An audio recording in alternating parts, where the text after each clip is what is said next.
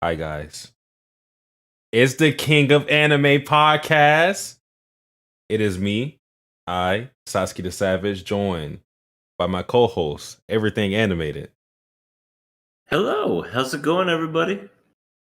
I know things may look a little weird, but I love the picture. I just saw that. I'm sorry. I mean, okay, so let's just address the elephant in the room. Yes, I used a different font size for everything, the setup. The Tonight Show order looks a little bigger, so I apologize for that. Other than that, the show is running as always. What's going on, QRW6? What's good, Day Gaming? Do you think they'll do Heavily Delusion? Have you heard anything about Heavily Delusions? Isn't that the one that C watches and is like really horned up for that one girl? No, that's the Hell's Paradise, I think. Oh, I think that's what it's called. I've heard of that one. Let me look at it since I got my season pulled up. No, Heavenly Delusion. Yeah, Heavy Delusion is I don't know. It was actually a show I was going to pick up before I saw Insomniacs. Like I read the synopsis and it looked interesting, but then I looked at the character designs and it didn't look that interesting. But a lot of people have been talking about it this season, so. But we're probably not going to pick that up, given that we're watching 6 anime this season. We tried the whole watch everything before on our first go around with this podcast, and it didn't work out. No, it's I think we crashed and burned. Straight up exploded, I think. I think the anime crashed and burned. We only had one anime left, and then we killed that too. Yeah. And then we were like, well, I guess we just go home, I guess. Yeah, we just beat the game. I don't know. But for anybody here, this is the King of Anime podcast. The format was totally not inspired by anybody else. How it works is basically we watch anime for the season, we kill our past, but given that we have a different font size, I don't think we'll kill or pass anything for a little while. I think we'll just watch out the rest of the episodes for these anime. So that's how it's gonna go. Yeah. There's an even amount of people, so we couldn't have like an odd tiebreaker or anything. Yeah, unless we just use the chat to dictate whether we're going to kill or pass the show, and we don't want to do that because we have a lot of trolls. I can't have my fate decided by trolls.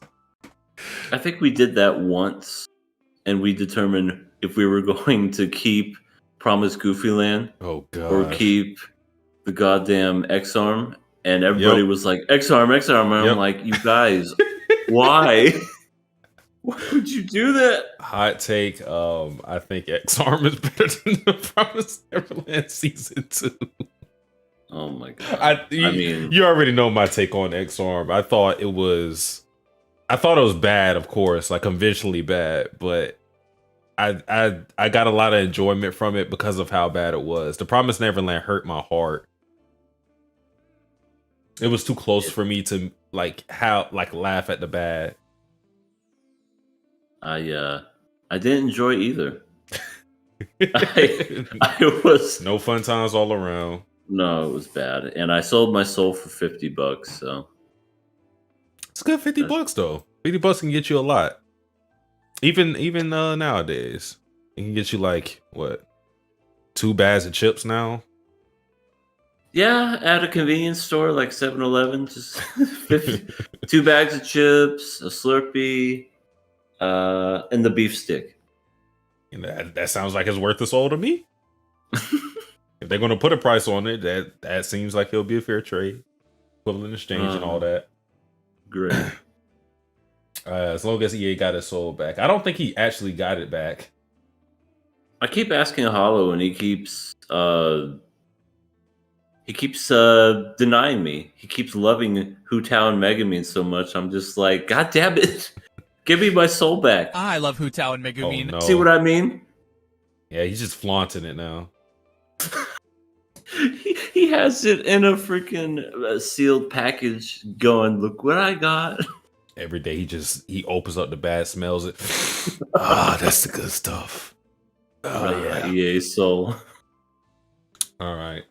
But I think we'll start things off by getting into the viewer questions. Hosted by KOA, bitch. It's very good. I mean, it's new like every time. We don't have any type of consistency with this. But yeah, viewer questions. What it was? We didn't sift through these at all, so a lot of questions that wouldn't get by otherwise are going to be here because we didn't filter things. So hopefully it's not too bad, but I guess here we go. The first question is, would you rather have the Thorgal injury or Wolf's injury? So I guess missing eye or missing finger. Yeah. I think I would rather miss a finger. I kind of like my eyes, as bad as they are. I need glasses, but I think missing fingers, especially, it's not like it's like the important fingers too, like the pointer, index, thumb. Mm-hmm. It's just a pinky and a ring, which is not bad at all. I think I would take that. Yeah, I think like having Wolf's injury like looks cooler, like the aesthetics. We all know like the badass with the one eye, the eye patch, all that stuff. But practically, yeah, I don't think I want to miss an eye, so I'll take Thorgal's injury. You know, it's definitely a conversation starter. Mm-hmm. Like that's one of those. Dude, what happened to your eye? Well, I was fighting this other guy, and he shammed his finger right up in me and tried to kill me. That is a disgusting way to lose your eye. Oof. Mm-mm-mm. But yeah, that answers that. Since C keeps talking about cereal, give us the name of the cereal you would give if you had one. Keep it anime related. The example is Kana, Prison School, Golden Oats. Oh my god. They turn your milk yellow. What? Who wrote that as if we didn't already know? Yeah. This is what we get when we don't filter the questions. Yeah, I don't. So what kind of cereal would be based on myself? I guess that is also anime. I don't get this question. I don't either. Like, are they trying to name a cereal that's also anime related? I don't know. I'm confused. Let's throw it away. Yeah, let's just. Yeah. All right. What? Oh my god. What nickname would you force Arnhide to call you if she was your slave? This is unfiltered KOA. Oh my god. What nickname?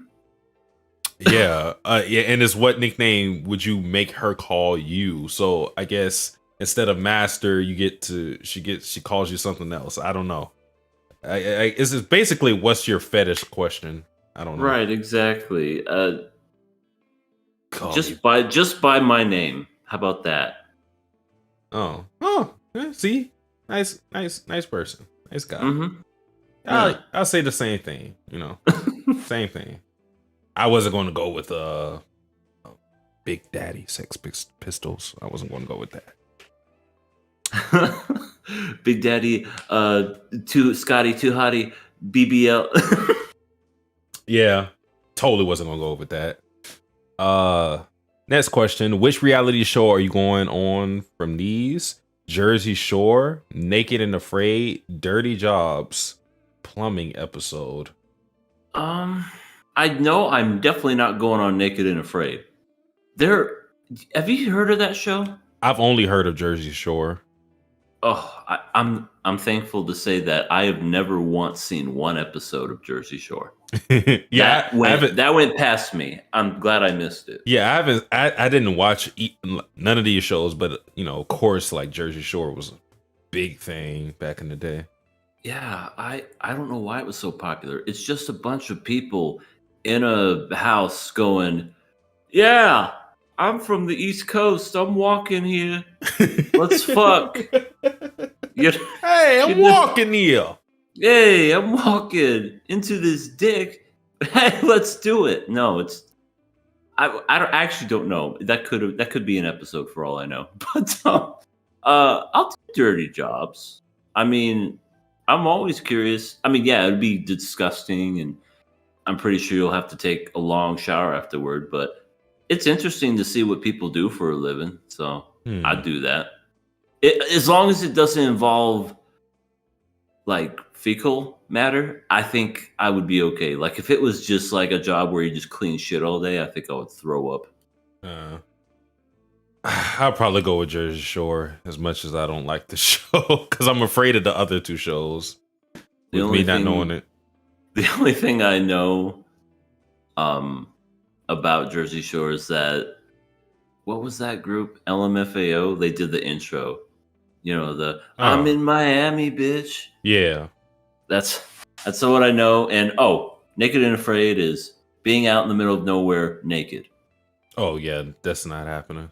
I don't know how people do it. Like, because I live in a desert. If I was naked and afraid in a desert, I'd be afraid I'd walk my thing into a cactus or something. I don't know how people do it. Yeah. I mean, anything to be on TV, I guess. But it's like, I don't know. I was like passing through and I saw a couple episodes. They blur the front, but for some reason they don't blur the back end. So you see a lot of naked butts on there. It's like, okay, what the fuck?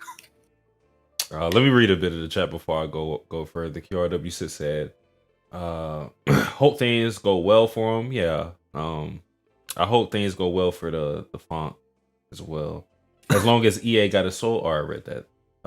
They need to trap. Then we need to trap Hollow into the caves. And we probably we got a plan cooking up for Hollow. Yeah. He's not going to see it coming. Nope. As long as y'all don't snitch. Jersey Shore was a waste, but after Oshi No Ko episode, my views are different. Knowing the producer stage most of it. Yeah, reality shows have always been interesting to me because it's not totally fake. I guess the better word would be manufactured. Yeah, staged, manufactured. You know, it's built up to create drama, but it's still rooted in real emotions most of the time. Or even if it's not real emotions, that person is at least trying to act out for an audience.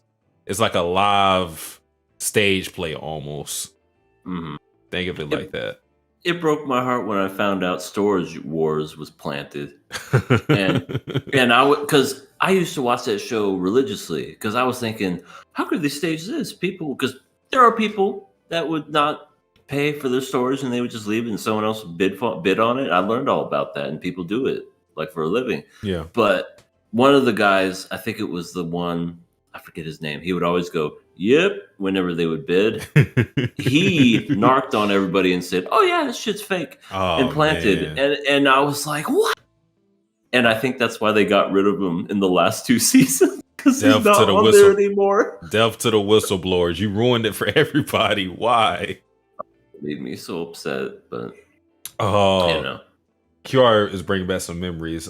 South Beach Toll. Yeah, I remember that. Hardcore Pawn. I used to watch. Oh, Hardcore Pawn. Operation Repo. I used to watch that. That was fun. And then again, I found out it was staged, and I'm like, is everything staged? And I just looked in the mirror. Is everything fake? Just had an essential crisis. Am I even real? Yeah, that was crazy. Yeah. Philip is in the chat. What's good, Philip? Let's get the lights up so our boys come back rested and battle ready. I'm already ready. I got my sword out. Here. I got my sword out, and I ain't talking about no metal. I got my shotty. It's ready to blast some lollies to hell.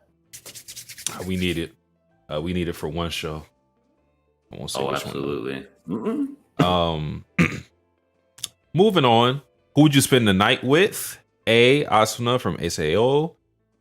B. Power from Chainsaw Man.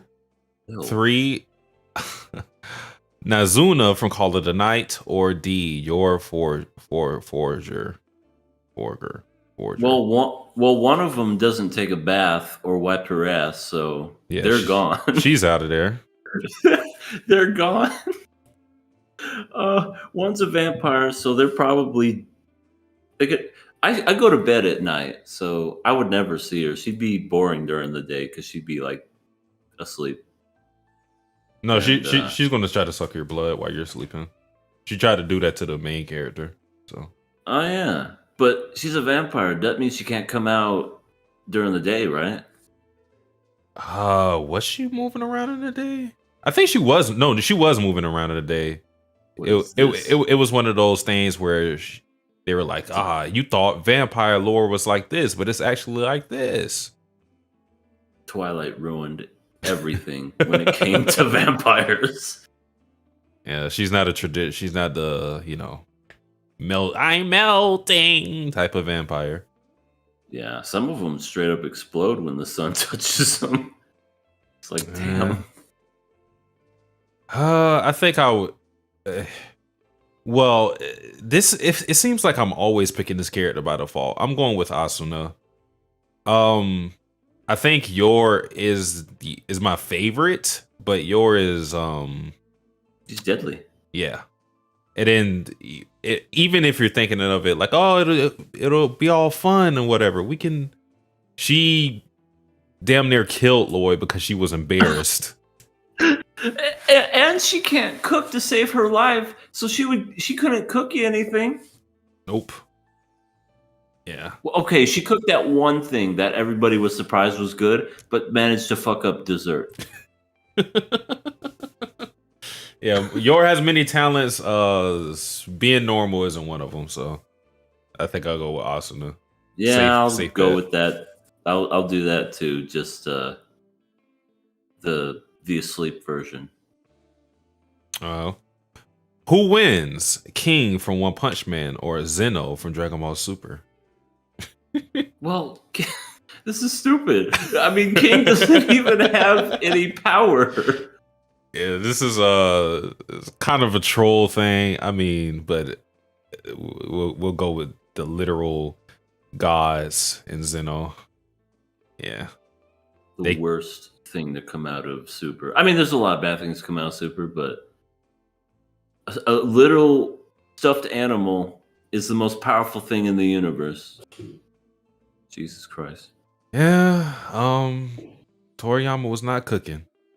No. I mean, hell, I would have been fine if Beerus was it, but Beerus is like cowering over this thing. I'm like, you are stupid. You know how it is with Dragon Ball. I know. You introduce one strong guy, then 5 chapters later, there's going to be a person that's way stronger than them, and they were just hiding out in some place for no reason. Right. It reminds me of the Boo saga and all the Supreme Kais. They're just like, Boo would have eliminated all of your instances with one finger. It's Vegeta and Cell are bitches. It's like, okay. Where was this guy hiding? He was literally just in a ball on someplace on Earth. Yeah, and it never made any sense that when he absorbed all the Kais, he got weaker. But I don't know. That's a rant for another day, I guess. QRW says Toriyama doesn't have it anymore. Sorry to say. I mean, it's true. I mean, it's kind of like some writers and some like movie directors. The older they get, the more they kind of like, you should just stay retired, dude. You're just making your legacy worse. I think it's more of with Dragon Ball. If you read Dragon Ball, you read Dragon Ball Z. It's a completely different series. I think its goal changed because of the popularity of it.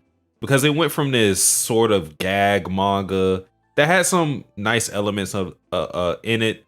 A lot of Japanese lore attributed to a lot of the characters. Mm-hmm. Even like think of the names: Gohan, Piccolo, Lunch. Like he was naming characters after food and musical instruments. And fairy tale, bibbity bobbity boo. Yeah. So it was always supposed to be like this fun type of series, and then it kind of shifted. I mean, it had a serious moments, of course, in Dragon Ball, but I think it really got serious once we got to Z. Absolutely. Yeah. This question is for everything animated and Satsuki. Which version of Daenerys you like the most? See, keep these Game of Thrones questions coming. I like to remember the good times of Game of Thrones. Same. But it is A, the Mad Queen, B, the Breaker of Chains, C, the Khaleesi. Yeah. Or the Khaleesi. D, the Mother of Dragons. I gotta go with Mother of Dragons. I feel like she was really good with that. Yeah, she did a lot of good things when she was Breaker of Chains, and the Khaleesi, I think that's when she was like the leader of all the Khaleesi. I think that's what it was. Definitely not the Mad Queen, because that was when they ruined her character, and that was when that's when I knew the show was ruined. I mean, the Battle for Winterfell was awful, but that was just the nail in the coffin for me. So I gotta go. You know what? No, I changed my mind.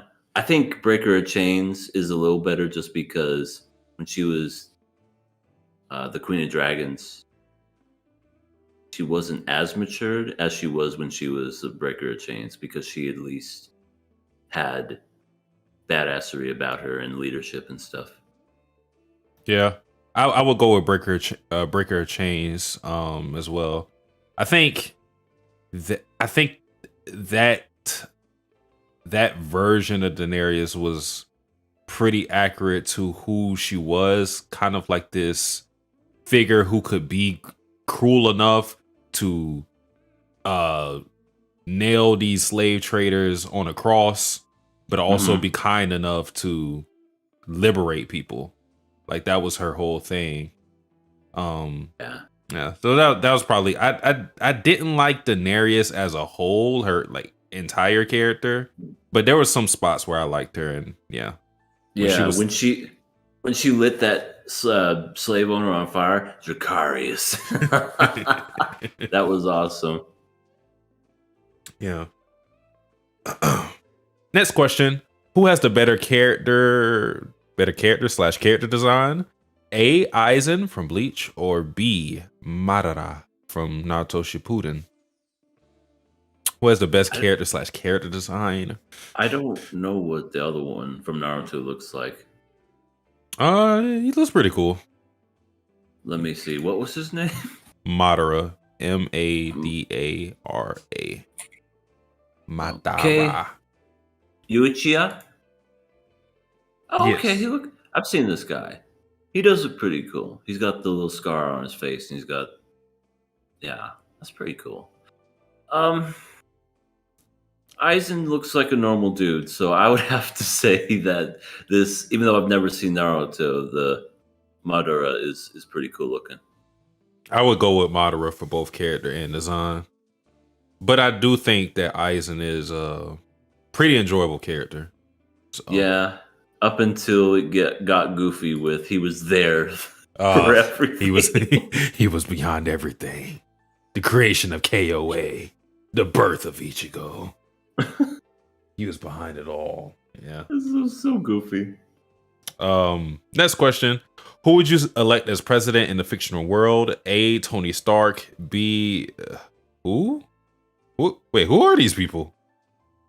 Who the hell are these people? Hold on. I gotta look this up. Let me see what you're looking at. Oh, okay.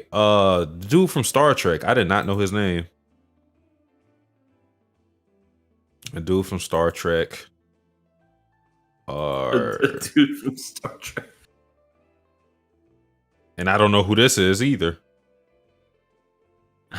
Please hold while we find out who these people are. Yeah, I'm not that culturally sound, so I know Tony Stark and Daenerys.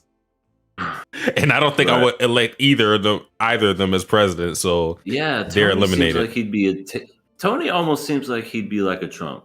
Yeah, Pretty much. All full of himself and just very much just like, yeah, I never make any wrong plans. I'm a great guy.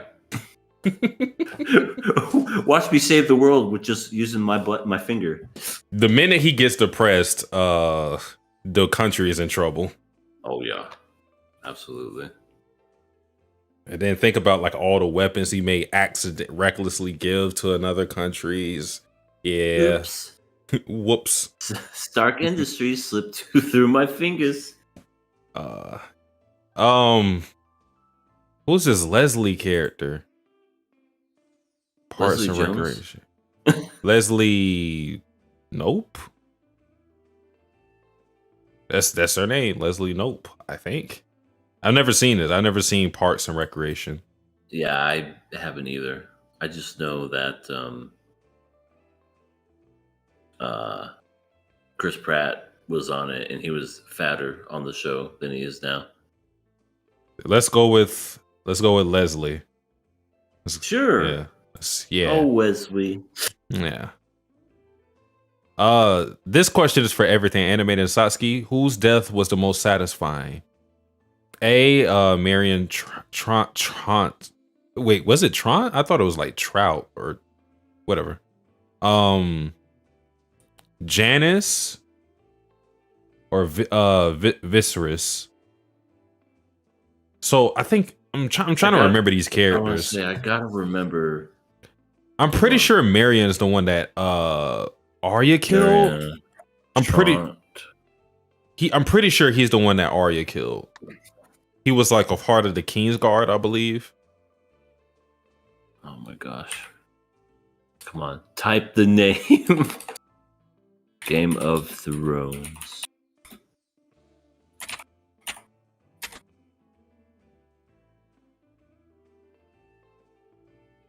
Okay. Yeah, that was the one that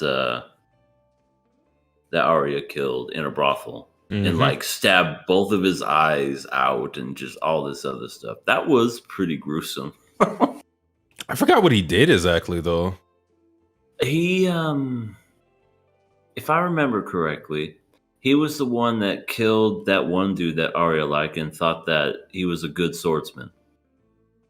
I think that was him. Oh yeah. Oh yeah. I forgot his name, but I know who you're talking about now. And then the Hound made fun of him. He was like, "You thought he was a great swordsman." Who was the other person?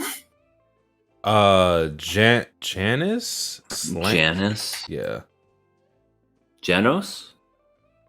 This dude is he's the dude that was talking shit when God, how do I describe him? He was the one that was talking shit. He was the one that was mad and like rebelling against Jon's leadership. Oh, and then he cut his head off? Yeah, the bald guy. Yeah. Cause he was the one that also turned on Ed Stark too, so that was actually pretty cool. Even though he killed him not knowing that. Mm-hmm. Still pretty satisfying just to see him cower. And then the last one? Viserys, Daenerys' brother. Oh, that was pretty cool. A crown for a king, and then he threw the stuff on his head. That guy was a big baby. I miss Drago's character. Like, he died way too soon, in my opinion. But those are all really good. It was Viserys for me. Yeah, Viserys was great because he was a whiny guy. And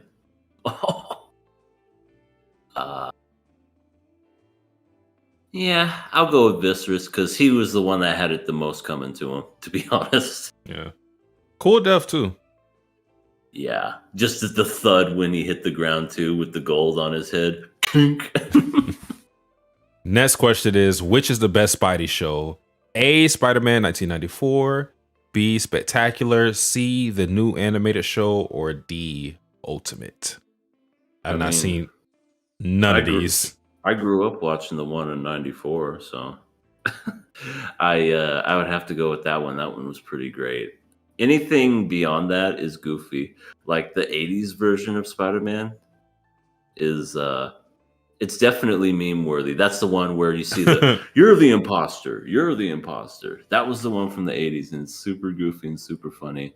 But '94, yeah, I love that one because I love the design of all the villains, and Venom looks the best in that one. So go with that one.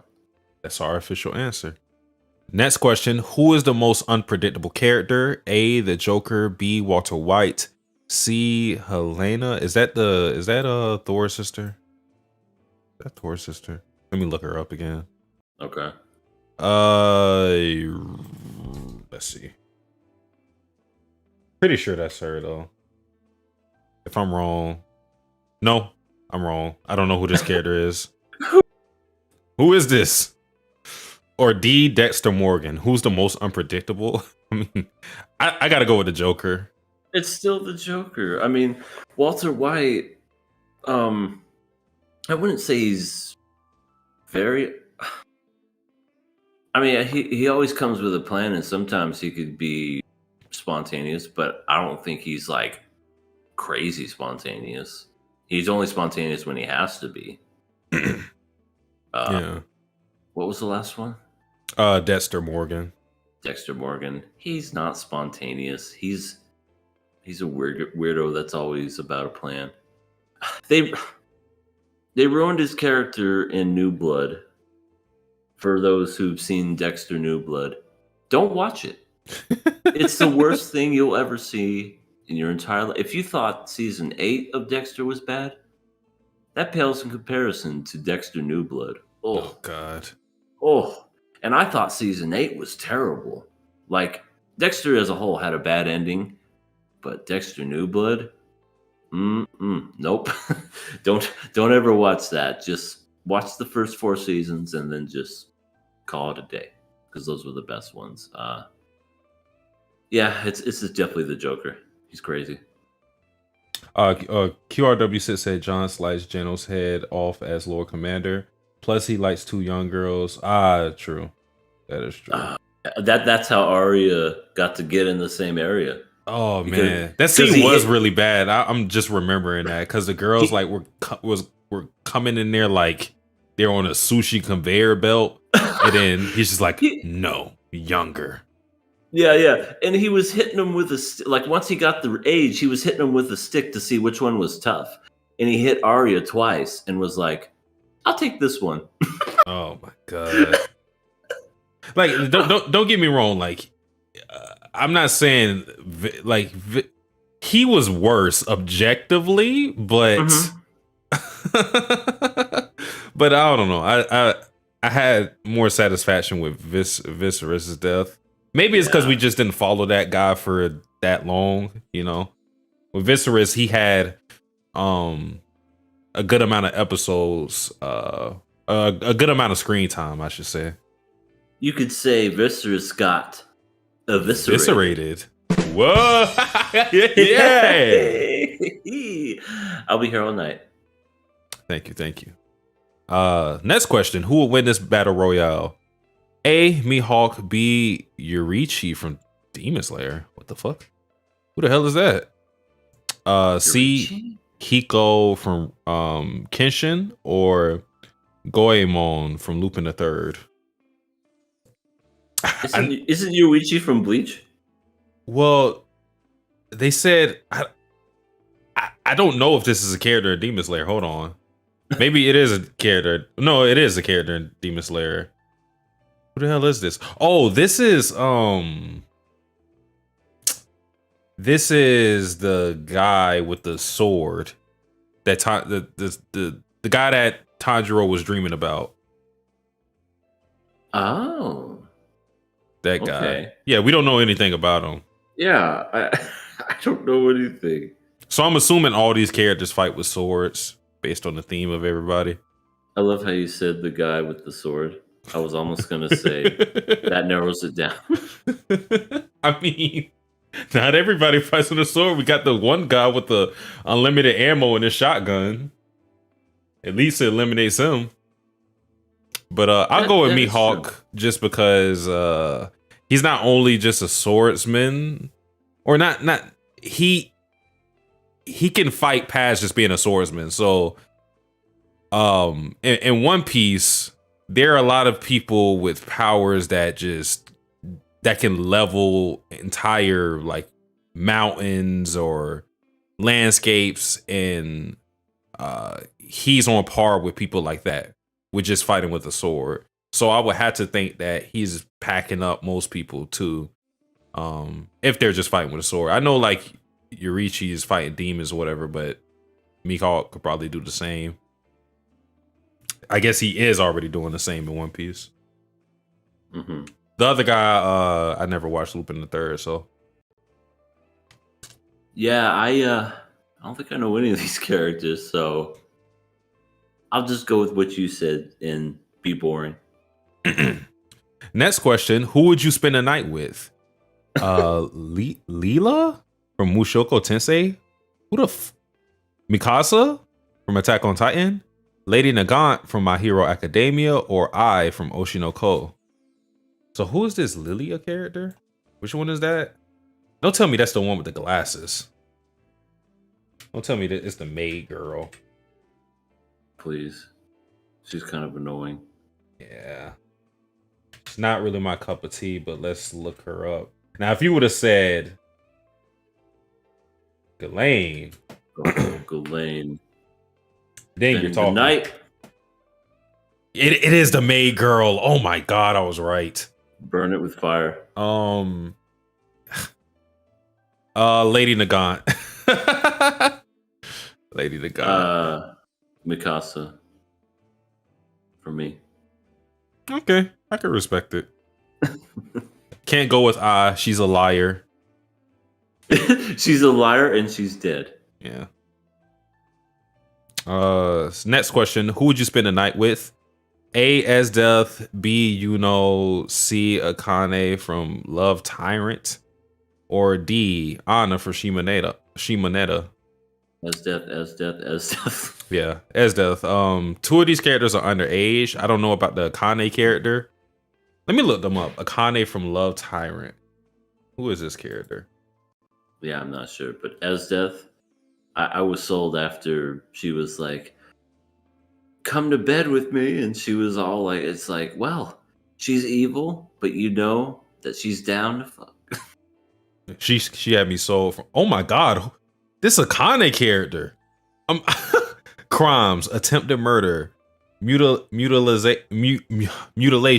torture, abuse, sexual harassment, type of villain, obsessed delinquent. So she's in high school doing this? Yeah.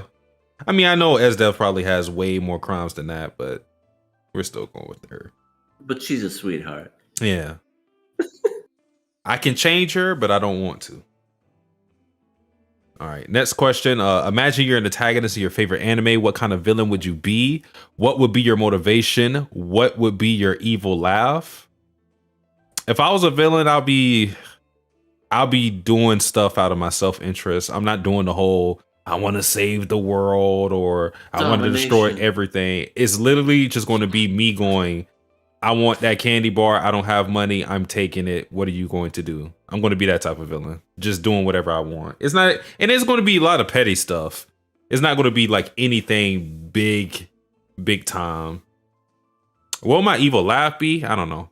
I like that.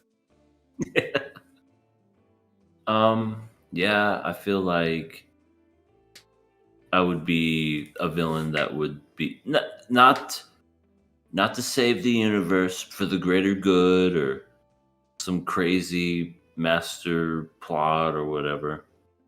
It would just simply be because I was bored or amusement or just something to pass the time. I mean, I feel like those are the worst types of villains. Like, the other type of villains are very cliche. If it's just like, I'm going to just rule this because I can't. No, I think it's more interesting. It's like, I'm going to destroy this world just because. Yeah, I'd be that type of villain. What was the other part? What would my laugh be? Yeah.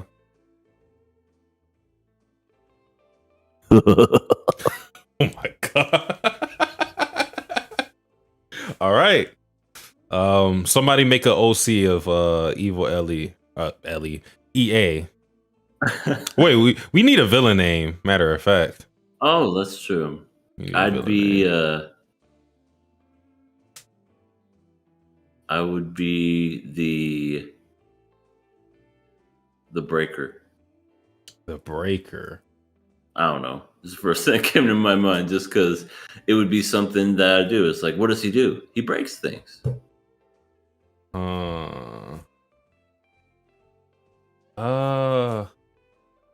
I don't know what I would be.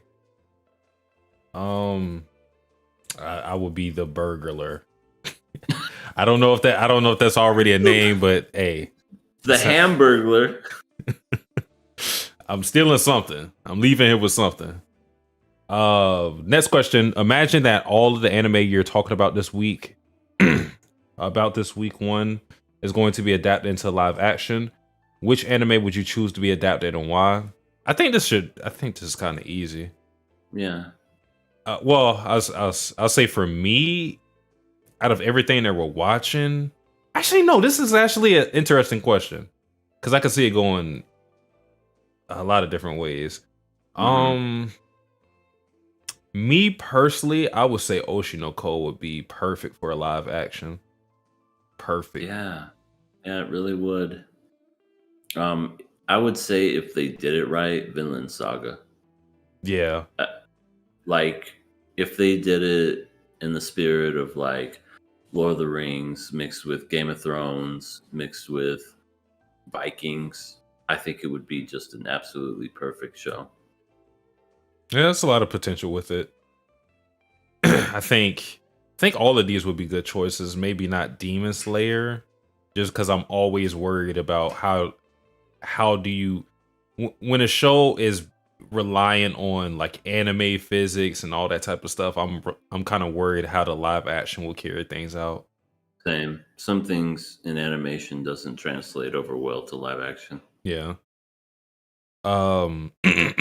Next question. What anime or manga has disappointed you? Not necessarily that you thought it was bad, just that you expected something better or different. Oof. I have a long list of those. I'll just say mine just because I had high hopes for it when I saw the anime. My Little Monster. That I saw the anime a long time ago when it came out, and I was like, "Oh, this has great potential. This is really neat. I like the characters. I like the relationship. I thought this was really neat."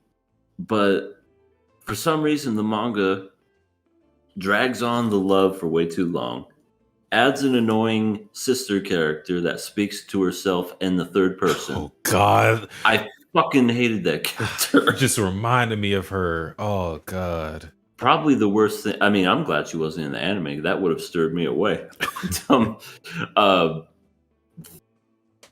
I just didn't like the overall ending. I felt like it was like 4 volumes too long when it could have been, I don't know how many. It was like 11. It could have been like maybe 6 or 7 because it was just so long. And I just didn't like the ultimate end resolution. It was all really bad. I hated it. Yeah. I echo those sentiments. My personal choice, though, this is going to sound weird because I never ever talk about this show, so this may like actually hurt some people. I'll say a show that disappointed me that I was hyped for is Rainbow. When I saw the score on my anime list for it, this was a long time ago, maybe like 2012 or something like that. So almost, not almost a decade ago. I was really hyped to watch it because I'm like, oh, great anime score. I think it was produced by Madhouse. Then I watched maybe 4 episodes of it, and I was like, I don't really enjoy the show like that. I can't really give you a description of it because it's been a long time, but it's like these teenagers or close to adults are locked up and oh yeah, I think I've heard of that actually. Yeah, and they're like banding together and friendship, blah blah blah, and they're being oppressed by the by the man. But yeah, I didn't have that fun of a time. Which is a shame because I feel like there should be more anime focused around prison. You know, have like a Shawshank Redemption or Oz type setting. I could do that with anime. That would be great. I would love to see that. Sounds like a good idea. Mm-hmm. But next question: what anime or manga has surprised you? Not in terms of plot twists. Think of one that was better or different from what you expected. So I guess the same question, but reversed in a positive way. Okay, and then I'll go with the other manga that I watched or read, Watamote. Hey, Because I have to go with that one because just like my Little Monster, I watched the anime and I also thought it had potential, and I didn't think anything else of it. But this man over here, Satsuki the Warrior, he he turned me on to reading it, and I'm glad that he did because the manga is like everything that the anime should have been. It gets so much better. I feel like where the anime ended was where the manga started hitting its stride, because then Tomoko started getting friends. She started becoming a better person. Yep. Everything was going her way, and like I feel also it was just so genuine, and it wasn't one of those she had to be somebody else to get friends. She got it still being herself.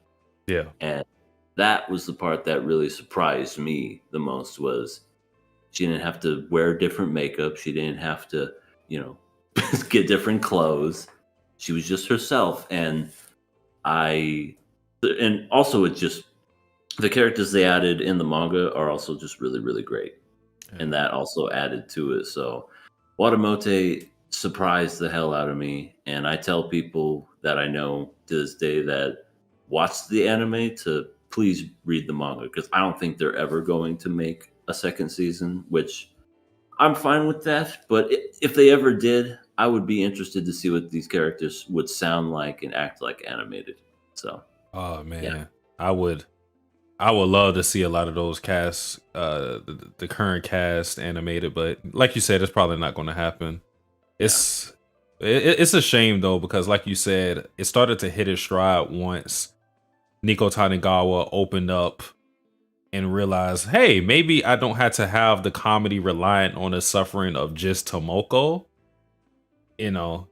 Because to that point in the anime where it ends, the only characters you really remember are Tomoko, Tomoki, and her friend Yu, I think. Yu, and then maybe you could say her cousin Ki as well. Oh yeah, cousin too. Maybe Megumin, but that's about it. It's not a lot of characters. No. But as for mine, what surprised me that was better than what I thought, I would say Quintessential Quintuplets. Oh, that's a good one too. When it first came out, like I would see people talk about it and I would think to myself, what the hell? Like, are people really gassing up this series? And then I don't know what it was, but one day I actually read it for myself, and yeah, it shocked me at how much I liked it. If I just told you the synopsis of Quintessential Quintuplets, you would think it's just another trash harem show.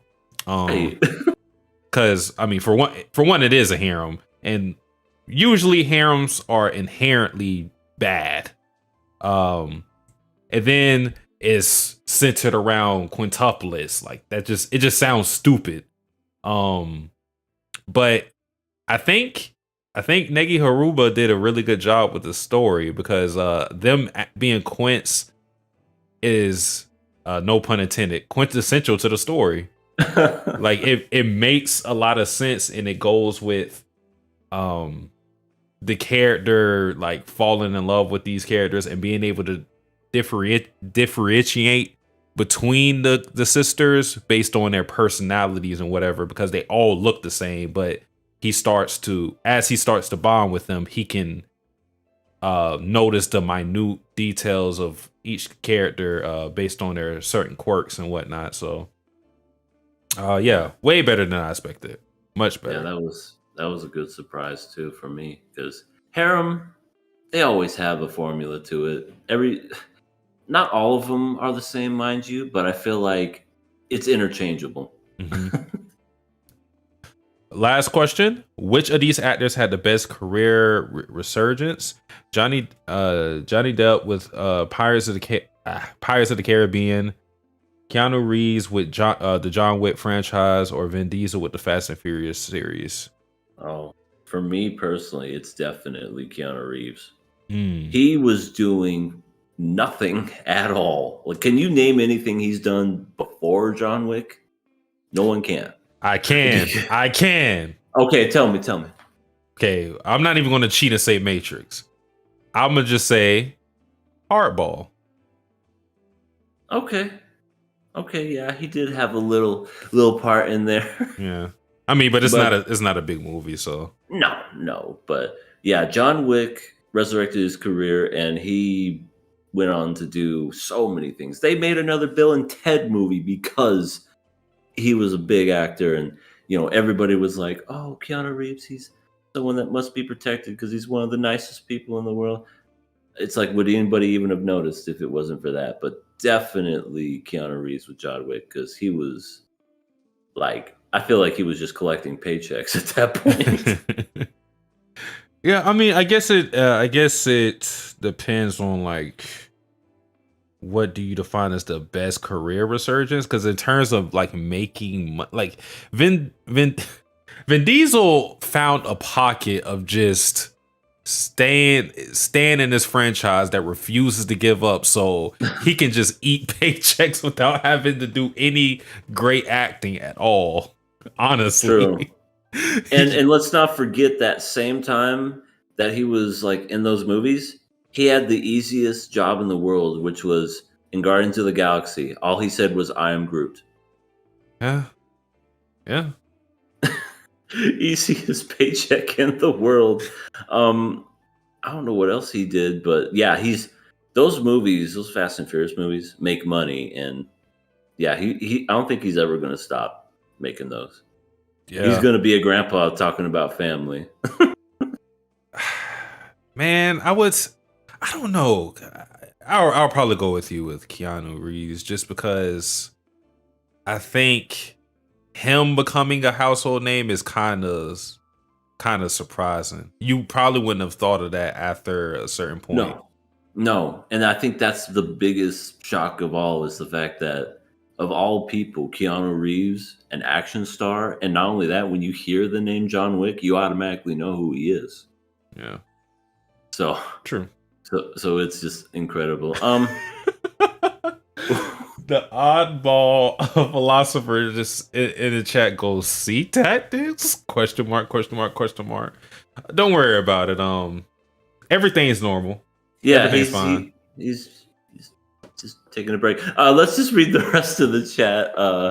Philip said, "Make this a Ronin Warriors stream." Have you seen Ronin Warriors? Have not. I don't think I have either. Or Tenchi Muyo. That I've seen. But Phil, we're not going to make this a Ronin Warriors or Tenchi Muyo stream. So yeah, thank you. Or Heavily Delusion, because none of us watch it. So right. Will you do Heavenly Delusional? Day P68 Gaming. Yeah, I don't think we even know what that is, or we've seen it. So sorry. Yeah, I'll probably end up watching it after the season ends, but I got too much on my plate right now for the season, so yeah. What are we talking about? You're here, Vash Vintage. We're about to actually start the show because we were just talking about questions that were submitted through the tab that's underneath. You can submit your own questions. We can read them next week. Just noticed the chat box wasn't popping up. I'm going to try to put the default chat box and hopefully that. Oh, it's popping up. It's just like barely on for a second Oh, whenever people really? type. Yeah, because I see it. It's like boom, and then it's gone. Boom, and then it's gone. It's weird. Let me turn this off and then add another chat box, and hopefully this looks better. All right. While you're doing that, let me read Vash's other question. Any of you watch Skip and Loafer this season? I heard that's a pretty good show. I personally have not seen it. I know it's a slice of life. And that might be a pun because, loaf of bread, you slice it up. No, I'm kidding. But yeah, I haven't seen it. Have you seen it, Vash? Is it any good? Somebody I know likes it. I have not watched it though. Another one of those shows that I see a lot of people talk about, but because plate's full, haven't checked it out. Yeah, exactly. And the oddball philosopher said 6 times, wait. Yes, the oddball philosopher. You got a question? You got our attention. What's going on, oddball? But that's it for the viewer questions. So we are going to get into the actual show an hour later. Now they're popping up. You see that? Yeah. I changed the chat. Okay. Would you? All right. I'll read one more question, and we'll get into the show. Would you go as far to say it's the dark horse of this spring? It has been surprisingly good. Are you talking about Insomniacs? Because if that's what you're talking about, that's something we'll definitely talk about later in the show. No, I think he's talking about Skip and Loafer still. With the dark horse thing. I think. Okay. Well, I'll still haven't seen it, but if that's the case, we'll definitely watch it later. But what is good, Vash? Shout out to Vash, friend of the podcast.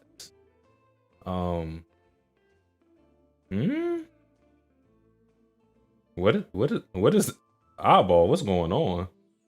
Yeah, I don't know, and also the person that you sent to isn't, let's just say, around. So I mean, I don't think that's something we're going to answer at all. So if you were looking for that, I'm sorry. Vash said busy week, brother, but we move regardless. Hey, glad to hear. Let's get into the swing of things with Oshi No Ko. So first show. And we're only talking about one episode because they just we got a 0.5 episode this week, so we're only talking about episode 7. I understand why animes do that because they need time to play catch up and draw the episode and blah blah blah. But I always find it funny where it's like we need to catch up on 7 episodes as if we didn't know what was already happening. Yeah. But so I guess basically what happened was that the episode prior, really good episode. Mm-hmm. That was the one where it was the cyberbullying. I forget her name. She was about to jump off a bridge, and then Aqua came and saved her, and that was something that it was kind of. This episode was the fallout of that of basically her attempting to commit suicide and then her being saved. And I kind of liked what they did with the episode, which I feel like people in general should do more because, sometimes we could be heartless creatures and we could forget sometimes, but make amends and realize it was just for act and it was just a show and it was, none of it was intentional. And they released that footage onto Twitter. All right, we got to get the oddball philosopher out of here, man. Kira. I missed it. It's time, oddball. You've had your moment to shine. Peace. I gotta open up. I gotta open up YouTube on my end because I can't do it from Streamlabs. But yeah, this episode of Oshi No Ko was pretty interesting. I like the criticisms that this show when it comes to the industry stuff. This time it was reality TV, and I was actually kind of surprised by, I guess, the positive reception that Akane got after what happened, after the suicide attempt, because I thought the character who she slapped was going to have like a lot of resentment. I thought even in that episode where she hugged her and forgave her, I thought she was being fake, and she kind of was, because she admitted that she knew where the cameras were and all of that stuff. So always looking out for herself. Yeah, but she, even though that was for her own self-interest, she still cared about her well-being and didn't like other people criticizing her because of what she did. So yeah, but the whole thing of I guess talking about the online criticism that Akane was getting, I like that they covered that the internet has like this sheep mindset to where if you steer them in the right direction of going, you should show sympathy to Akane, then they'll go in that direction. Or sometimes they'll go the opposite way and just attack a person, depending on the circumstances of how it's framed. So because of what why am I forgetting his name? Because of what Aqua did with that video that was supposed to show that the cast was all together and everybody should feel bad for Akane, everybody moved accordingly, and it became a thing to where bullying Akane was now weird and distasteful, but very easily it could turn the other way around. And another thing they brought up was that a lot of the outrage on the internet comes from the loud minority rather than the majority of people. It kind of it kind of gives you insight that what you see on the internet isn't necessarily reality, because you have to remember a lot of people aren't on the internet when it comes to Twitter and all these social media places. Yeah, some people have other things they have to worry about other than what somebody said on Twitter. Yeah. But it's easy to fall into that hole, so definitely understand the feelings that you get when you are being like cyberbullied or anything like that. So Oshi No Ko always has like interesting concepts with that. So props to the mangaka for having a balls to address some of these issues, because I don't really see a lot of anime doing that. And it's kind of funny how where this anime began to where it is now, it's basically become a let's have a look at the media and the industry and kind of say what's on our mind about it and what we can do to be better. Which is interesting.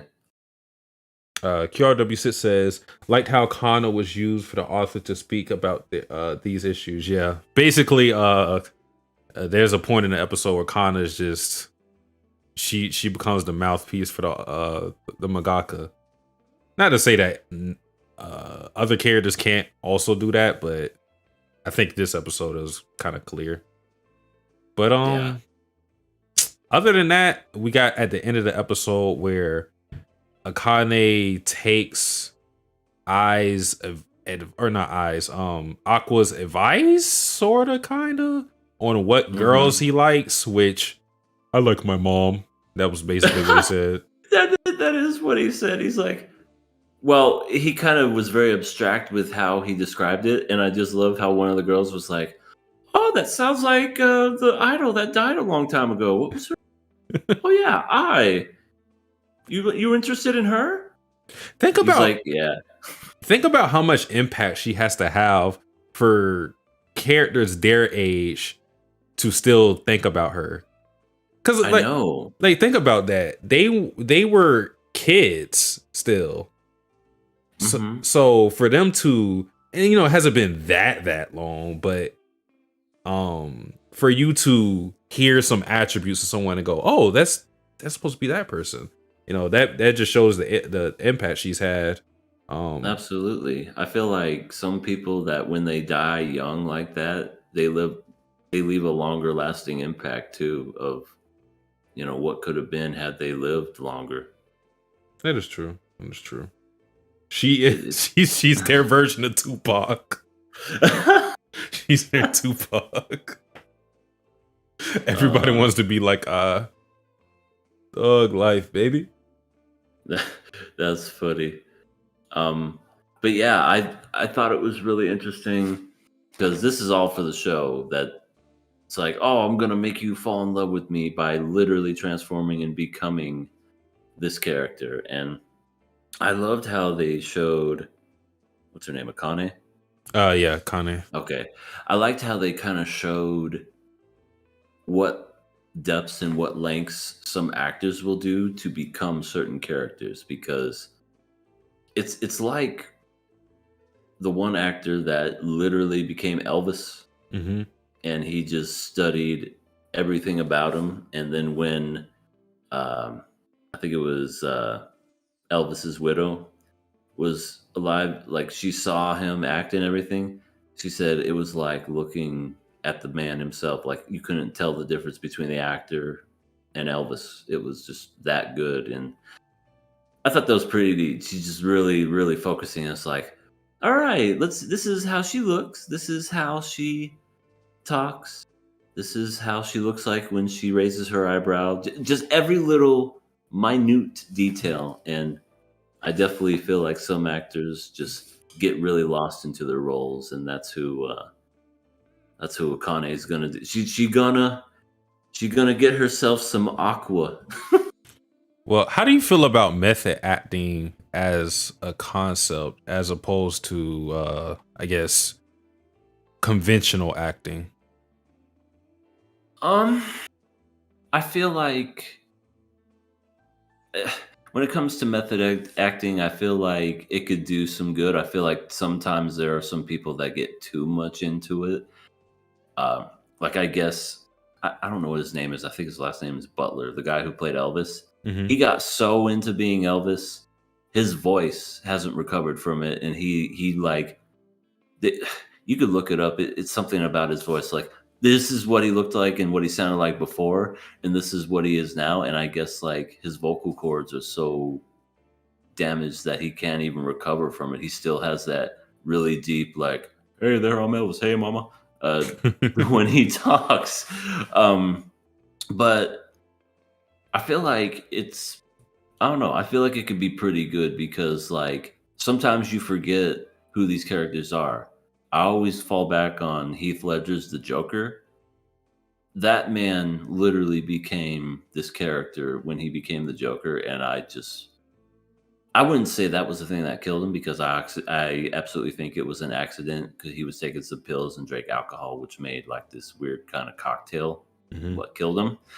But it's just insane to think that some people get into that really deep, dark place, and sometimes they can never get out. And I feel like it's both good and bad, I guess. But I'm like, because movie wise, it looks great, but for the actor, it's terrible.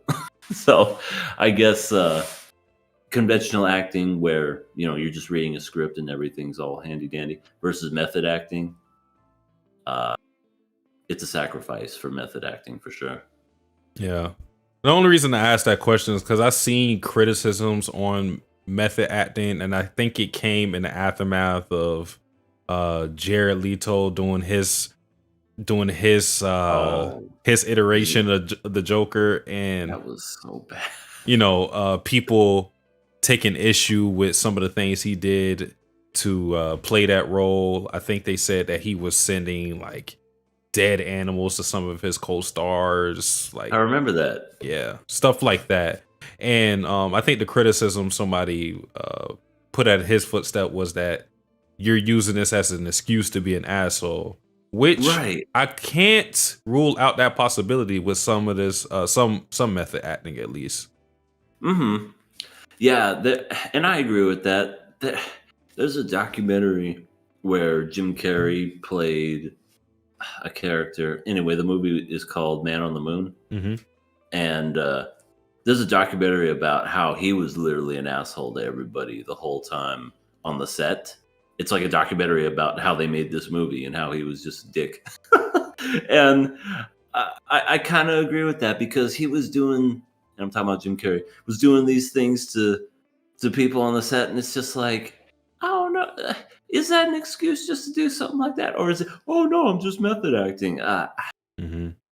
I feel like some people can know, and some people can stop, and they can turn it off. But I feel like it is kind of true how some people really get so deep into their characters where they kind of don't know how to turn it off. But I don't know.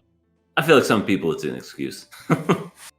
Well, seeing as what we saw from Akane, it'll probably be we'll probably see the dangerous side effects of method acting because I think it was what the scene, not the last scene, but the scene we saw where she was actually in a process of looking at the qualities of Ai and she looked weird and obsessive. I think this is going to end up being a very bad thing that we see. Maybe she's going to go down this downward spiral kind of where Aqua has kind of been when it comes to his obsessiveness with figuring out who his father is. So we shall see. Yeah, Akane had the sparkly eyes, just like I did when she was alive. And I like how she just got that like a Sharingan. She just got that like any other magical eye. She's like, yeah, I have this now. What did those eyes mean? I'm not sure if those eyes are just like, because people take note of it. Mm-hmm. Like it's like an in canon thing, so it's not just something that we know about. Are they? What do these eyes represent exactly? I do notice that they do get dark when it's, I don't know, like not, I guess, happy scenes, and then they get brighter when it's like excitement and things like that. So maybe it has something to do with the twinkle and the light in the eye of something. I don't know. I'm sure it's there for a reason, but I'm not 100%.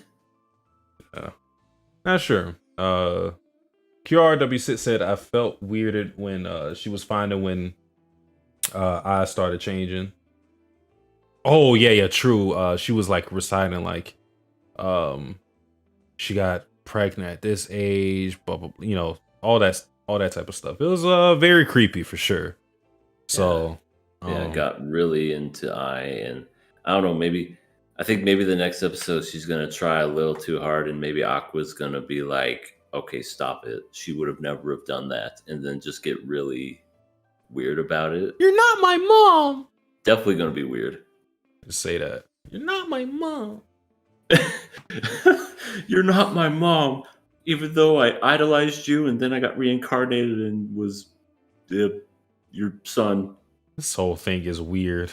It is. I mean, if you were to I always say if I try to explain anime to people, they always think I'm a freaking pervert or weirdo or just something. It's like, all right, so this 12-year-old, listen. Bad start already. I know. They're just like, why they gotta be 12? It's like, listen, it's a good show. So they're in middle school, right? And they want to, no, listen, don't walk away. You come back here. There's just some shows. It's just give it up. Just give it up. I know. Prison School being one of them. Oh yeah. So yeah, there's these high schoolers who get locked up for looking at. Never mind. I'll stop talking. All right. Is that everything we had to say about Oshi No Ko? Yeah, I think so. Good episode. I didn't like it as much as the previous episode, but still good episode. Mm-hmm. Next thing to talk about is Konosuba Explosion, aka Megumi, the anime. How do we feel about what was it? Episodes 8 and 9? Yeah. 8 was about I'm trying to remember because it's been over a week. Hold on. That was like with the Axis cult and all of that stuff. That's right. They were basically kind of getting ready to leave that city, and they were going to actually go to Axel, if I remember. Yeah. It's pretty much what I expected. Just the goofiness that is Konosuba and Union and Megumin doing their antics and everything. Yeah. The Axis Cult was a pretty fun arc. I think I laughed the most with their involvement in things. They are just they are awful people. But hey, they're fun people at the same time. Aqua is leading some future prisoners. I guarantee you Light Ruler would be a part of the Axis cult. Oh yeah, he already is.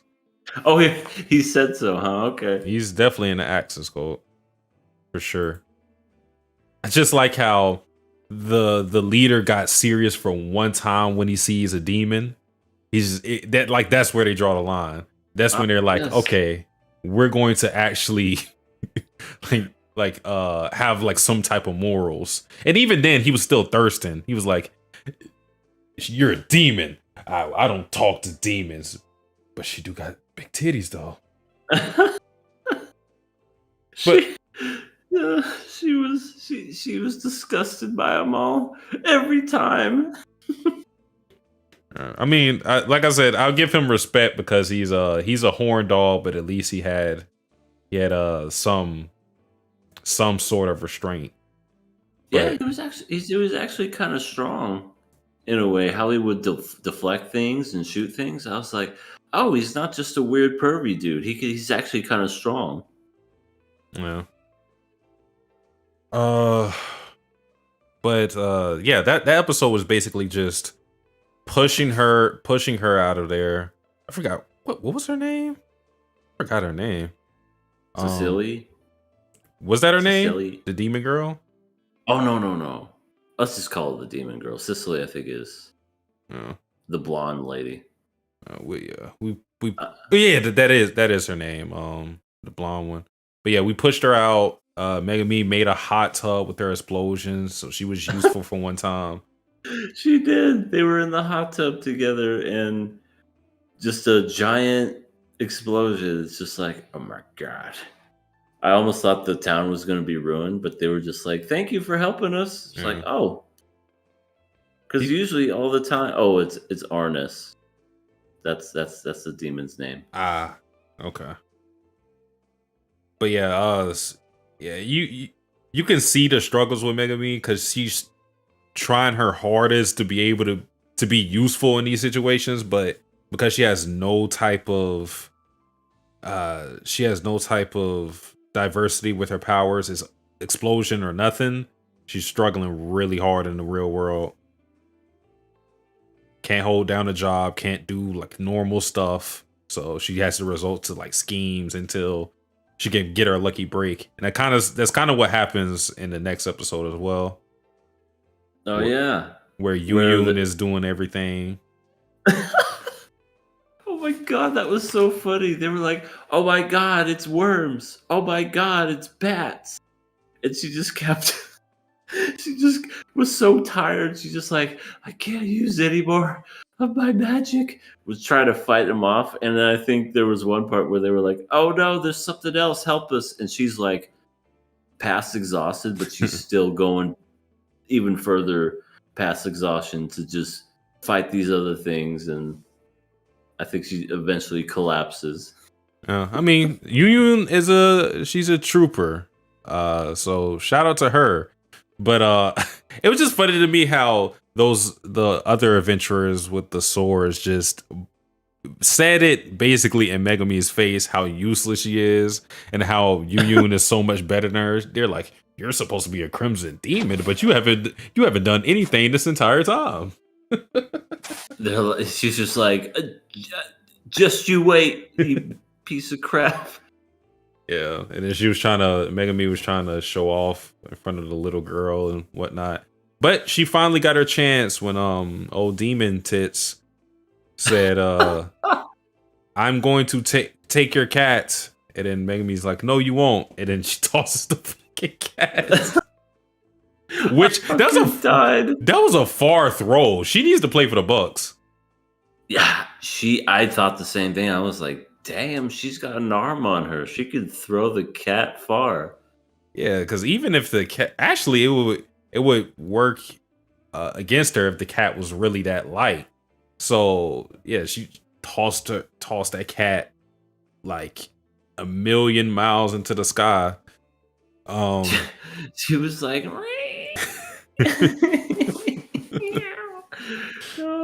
that was hilarious. Yeah. But then they got in the epic fight, and I noticed Arn's just I feel like every episode that passed by, the more skin she just showed. And yeah, she really did have humongous boobs. I was like, damn. But this is a Konosuba. Everybody's got big boobs in here. Yeah. Yeah, so once Megumin tosses the cat, she retreats, she plays receiver, catches the cat, and then they have their beam struggle thing. So yeah, Megumin is finally useful. And I feel like that they did a little cameo, a little Aqua coming into Axel's scene. Ah, true. Because that whole where they were talking, Union, she was praying to God. Mm-hmm. And Aqua all of a sudden descended down. I'm pretty sure that's what that was. That's what that was referencing. Because, that would just be random if that was just some weird, like, what the hell was that light over there? I don't know. Let's just keep fighting. Oh, so do you think that the light that we saw was when Kazuma also entered the world? Because I didn't think about that at the time. I'm pretty sure that's referencing the time when Kazuma and Aqua got sent to that world. Because remember, it was like probably months before they connected with Megumin and everyone else. Because they did the whole work, drink, sleep in a barn, work, drink, sleep in a barn.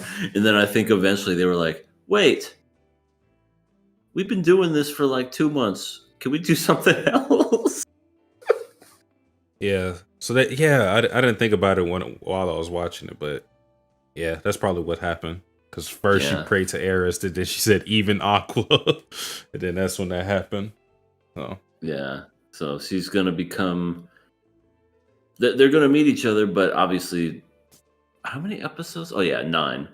So how many's left? Like 3 episodes? Yeah, I think 3. I think it's gonna be 12. Yeah, then after that, I would assume that's when the last episode is going to be when she meets up with Kazuma, and then that's it. Yeah, it'll be good prequel. See how things came to be on Megumin's side. Yeah, yeah. Overall, this show's been just all right. It's definitely not something that is going to reinvent the wheel when it comes to Konosuba, but I guess for Megumin fans, this is awesome. Yeah, pretty all right show. No complaints on it, but it's also not a lot of high praise. Some funny moments here and there. I just think overall, it's hard for Megumin to kind of carry the show. I think Konosuba is what it is because of the relationships of all the characters. Yeah, I don't think it's and this isn't like a knock on Megumin. I don't think any single character would be that interesting if they just had solo focus. That includes my favorite character, Aqua. That includes Kazuma. You could probably do a better job doing a solo job with him, but I still think he has to work off of other characters like a Aqua, like a Megumin, like a Darkness, so you can see the full potential of his character. Could you imagine a Darkness spinoff show? it's literally nothing but her just being bad and just getting hit and abused, and she's bouncing from group to group and just getting kicked out. Going, all right, can we get rid of this crazy psycho chick? Oh man, don't give him no ideas. I don't need a Darkness spinoff. Please no. Just watch 50 Shades of Grey or something. Oh my god, that's literally all the show would be. Yeah, save yourself the time. But is that everything we have to say about the Megumin anime? I think so. It's pretty short and sweet. All right. Well, next anime to talk about is Insomniacs After School. My pick. The wholesomeness, or what someone else would have said if they were here. Sexual tension anime. I think that's what he always calls it. Sexual tension. Insomniacs with sexual tension. That's what it is. Oh my gosh. So episodes 8 through 9. There was supposed to be a meteor shower that happened in episode 8, and that got canceled due to rain. Yep. So poor old Ganta was crushed by it because he worked so hard, and I was like, oh, poor thing. I do want to say before you go any further, the events that happened in this episode was supposed to happen last episode. So like chronologically, yeah. That's why I was kind of weirded out by episode 8, because I was looking at it, I'm like, wait, what? They skipped a part. So manga wise, it's backwards. Yeah, I don't know why they did that. The only reason I bring that up is because I had somebody in my server who was kind of put back by Ganta doing a whole runaway thing when his plans didn't work out for the observation thingy he had going on.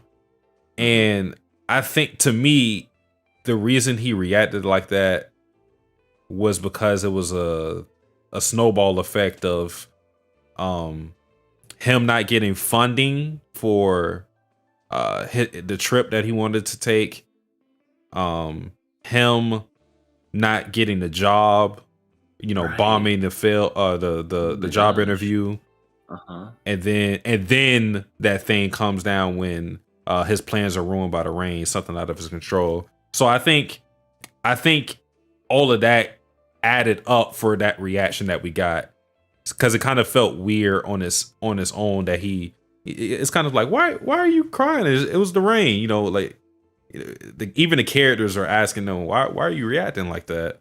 But what's weird is, like, when you say it like that, that makes way more sense.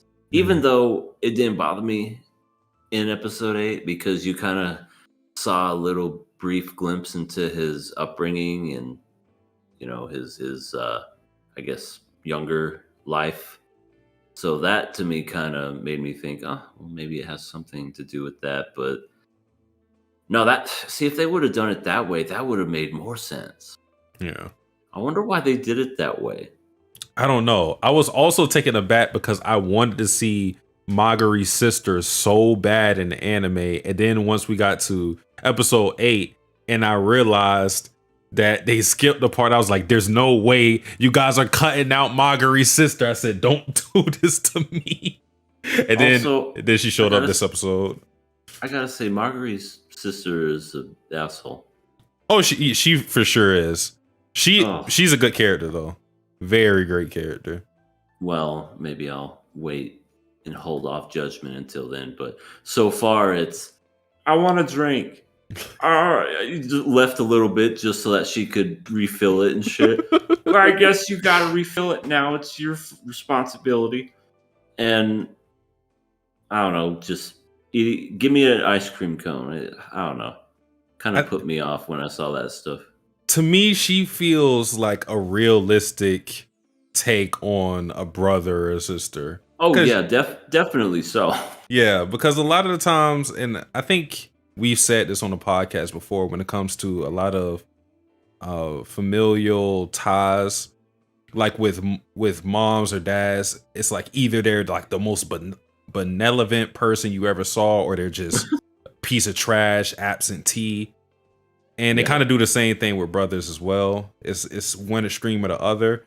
But then there's brothers and siblings for the most part. They're just kind of annoying. That's it. It's not that they're evil or they're like Jesus themselves with how kind they are. Sometimes they're just like this, very self-centered and annoying.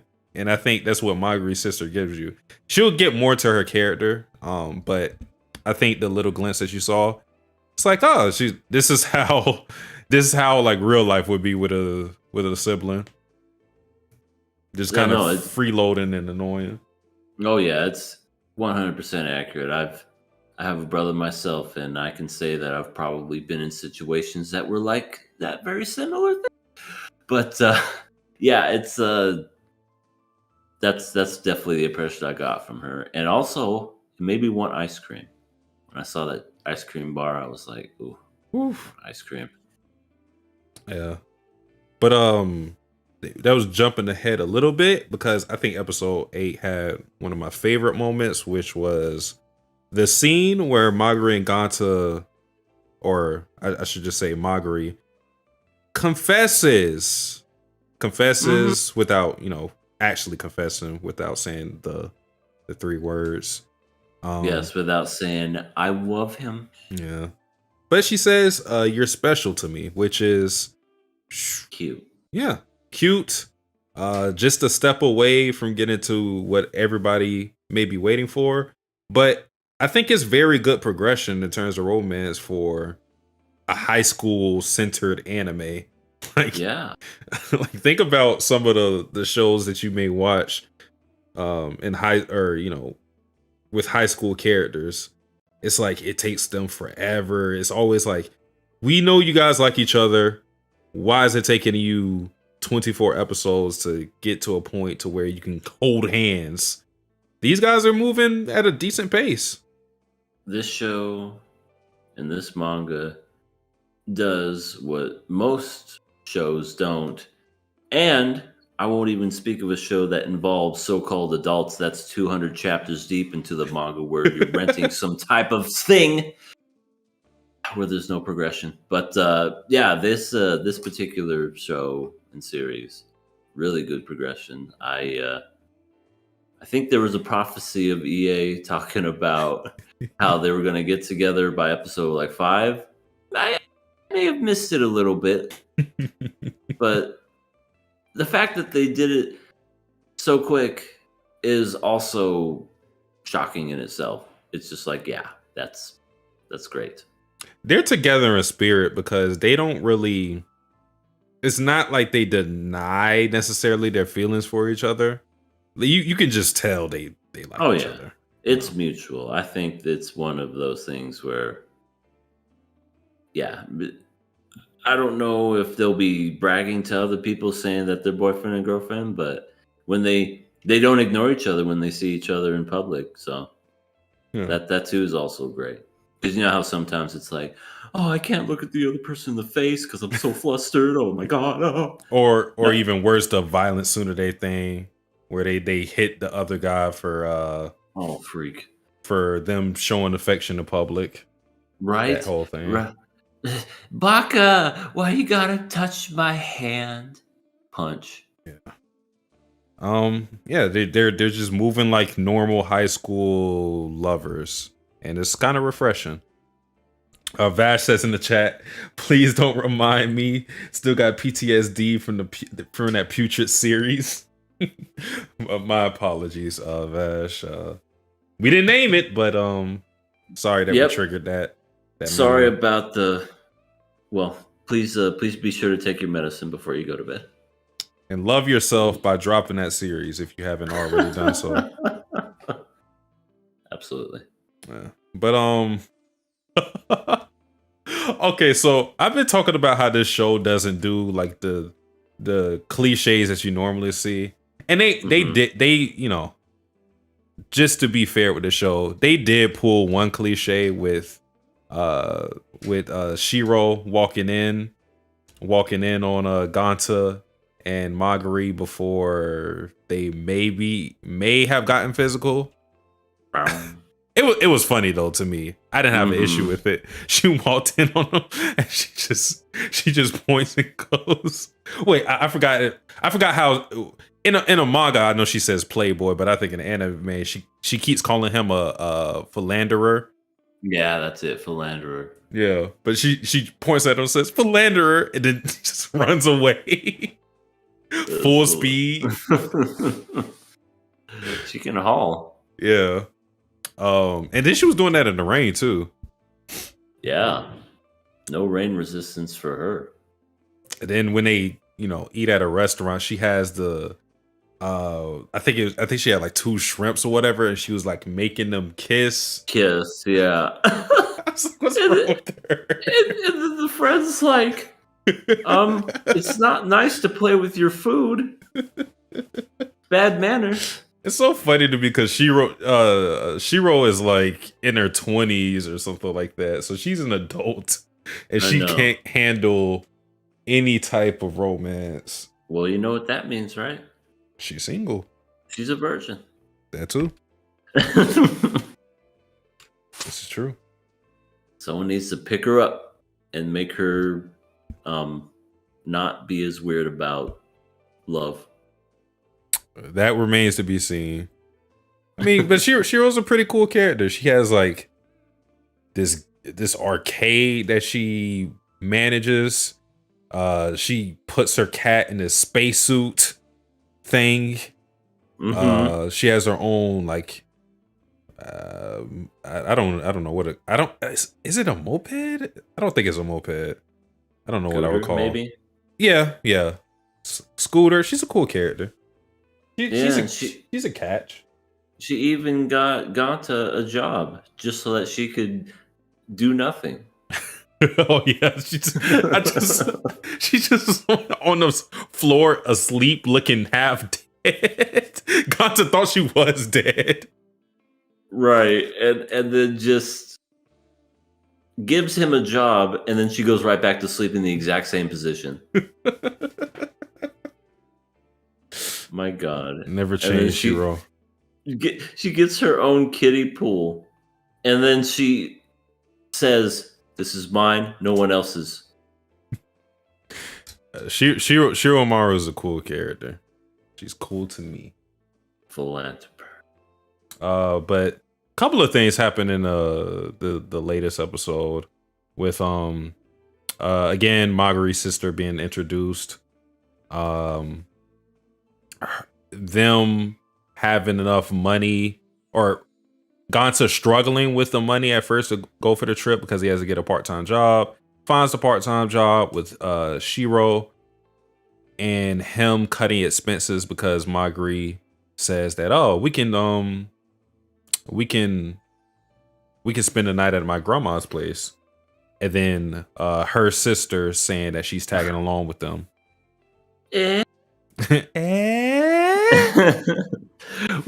What is happening? Oh, antics are about to happen next episode. Oh, whoa. What do you think is going to come from this trip?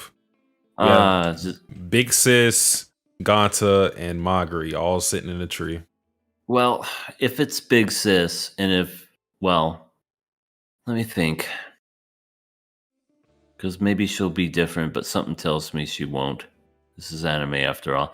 She's going to be like, "Oh, so how do you two know each other? How do you know my sister? Oh, are you two like that?" And then she's just going to grill him, have like 1,000 questions to ask. And I don't know, probably like not be the cutesy wootsy sister like, "Oh, you two are dating." But maybe I could see her being more like "Oh, you think you're good enough for my sister?" Or something like that. Kind of like a pessimistic type. Well, I won't speak on what will happen with those three, but interesting things will happen with those three. Okay. She's gonna catch him in the act. I mean, if she was just, that's like the typical thing to do when you have a third wheel, just have them interrupt whenever things are going to get spicy arbitrarily, you know. I love how I love how when Marguerite when she fell out of bed, her sister literally just came in and was like, "Hey, stop being noisy." Oh It's yeah. like, oh, okay, she can get off her ass when it comes to things affecting her. Okay, of course. That was also good continuity because Marguerite was talking when she did her radio thing about how she couldn't talk on the phone because her sister would hear. So that was good continuity. yeah, that's very good. And then Ganta had his own radio show this episode to Marguerite, and she was listening on that. And then he called the exact words that she would say, which was pretty cute. And these two are just they even did the whole thing where they were like touching hands and like dancing. Yeah, that was cute. They were just like and they're just laughing because they're high schoolers with hormones. Oh, I forgot about the whole beach thing because it was such a small segment. But yeah, we had like a beach montage thingy, where everybody was having fun in the sun, and where Shizuku was being a jerk. Everybody's not acting the way I wanted to. She just wanted to get boys, and she just throws a temper tantrum. That is our Shizuku, or Kanekawa. Yeah. But I thought it was also pretty cool how, not cool, but funny how Marguerite tries to get Ganta jealous by saying, "Oh, I went to the beach and I got hit on by some guy," and then you could tell Ganta was bothered. Took a while to register. Yeah, it was that too, and he was obviously bothered, but didn't want to really reveal that. And then she said, "Oh, it was like a little kid." Yeah, they were grade schoolers apparently. That first of all, what grade schooler has money to buy 4 snow cones to give it to people? Yeah, did the kids scrape together that kid is a pimp? I you know what? Whoever that kid is, I agree. He's got more balls than anyone I know.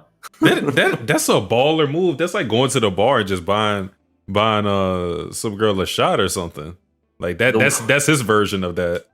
The one thing I wish they could have added to the show was like, oh, it's from those group of guys over there, and you just see the one guy in shades, and he just kind of like does a little head nod, just like.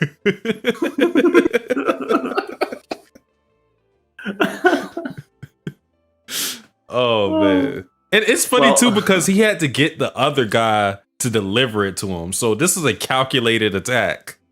Shout out to that random kid that we'll never see.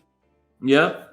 He's just like, hey, my man, could you take these 4 snow cones and hand them over to those pretty ladies over there? Thank you. I want to know if it was one kid trying to hit on all of them, or was it 4 kids trying to hit on all 4 of them? And then how did they decide which one was the one they were going to pursue?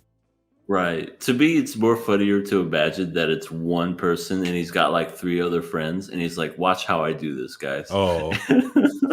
And he just does that.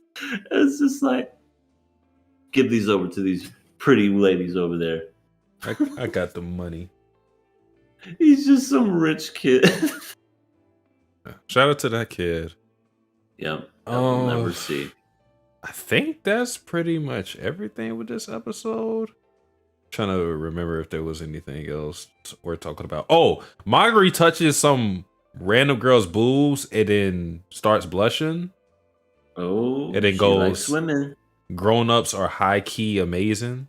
That was weird, but yeah. And I just loved how the adult too was just like, tee, it was an accident. Accidentally slapped my boobies. Teehee. Yeah, but I don't think it would have went that well, or maybe it would have. Who knows? You should probably, acknowledge it was an accident. Yeah, but she was definitely into her. She was just like, "How did it feel?" I love how the friend was just like, "How did it feel?" Oh yeah, just like asking, "How did it feel?" It was like touching the heavens itself. That is pretty much everything to talk about with these 2 episodes. I really enjoyed them. You will definitely love this last stretch of Insomniacs. I think, not saying it'll be your favorite show, but I think you'll think about the show highly after it ends. 3 more episodes. Oh, wait, actually 4 more episodes. 10, 11, 12, 13. Yeah, 4 more episodes. And then we're done. Somebody honking? Somebody's car alarm is going off on my end. Oh, jeez. I'm sorry. Yeah. Somebody needs to get the door. But next show to talk about, Demon Slayer. Episodes 8 and 9, right? Let me look. Yep, 8 and 9. All right. It was very heavily focused on the Mist Hashira. Hold on, I have his name right here. Satan. No, I'm kidding. It's Murchiro. Oh yeah, Muichiro. We got the backstory, then we got the continuation of the fight of the 5th. Was he the? I always don't remember the number these guys are. To be honest, it doesn't even matter because, spoiler alert for people, he fucking died, and I feel like he died way too easy. To be honest, if he actually is dead. I mean, who knows? Maybe he'll come back, blah, blah, blah. But I'm pretty sure whenever they disintegrate like that, that they're dead. And I was thinking about this when I watched these episodes. I feel like just the sheer weight behind when they were fighting the, I think it was the number 6 Upper Moon in the Entertainment District arc, was just so incredible. Like, it just showed how strong these demons were when they were higher up. That took literally everything in everyone's power to destroy them, and they did. And it was just incredible. And they took a whole village down with it. But then we get Muichiro with this one demon. Yes, he had a little bit of help from the one kid where he breathed in air into the water vase so that he could get out. But essentially, he beat it all by himself. And I was kind of like, that was kind of easy. That's too easy, it felt like to me. But that's just me when it comes to that one. I don't think this last one's going to be that easy unless for some reason Mitsuri just defeats it all by herself. And if that happens, I'm going to go Satsuki. What the hell's happening? Well, I definitely feel what you feel, being kind of underwhelmed with the fight in totality. I agree, it just didn't feel, and it's not necessarily to do with strength, because I do think he was super strong, and then probably most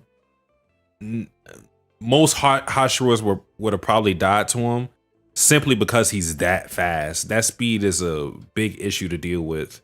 So Muichiro being able to step up his game and kill him is a big deal. I think this fight shows us the discrepancy between him and any other Hashira. Not saying that he is the strongest Hashira, but he has to be one of the strongest from what he showed with that speed. Very true. Because you got to think too, he did this while being poisoned the entire time, so he fought under duress and was able to get the job done pretty much by himself. No, not much interference other than him getting a sword. That was pretty much it. Yeah, and I thought that sword was going to come into play, but it never did. He just kept sharpening the blade even after he killed the Hashira. Yeah, I thought that sword was for him the entire time. So when a kid brought along the other one, I was like, wait, what? I thought, oh, never mind. Right, and I think that's what made it even more underwhelming was the fact that it wasn't the sword. It was just a little bit of mist. I can't see. Boom, there goes the head. It was cool the way that it looked, but I don't know, and maybe I'm just being a little too harsh on it or whatever, but like I don't know, I just feel like that these upper moons are deemed to be incredibly strong, especially when we had that third one, Akaza, Mm-hmm. and how he literally took Rengoku out, and all he would have killed him, but then he ran away because of the sun and everything. But it just seemed off to me. Yeah. I think that is an issue with the show though. There's little build up to these type of moments. Even though this fight was pretty long, not pretty long, but long for what it was and for what happened, because not that much happened in this fight for it to be over the course of what, like 6 episodes or so. But it's just that with that demon, it's just we get introduced to him.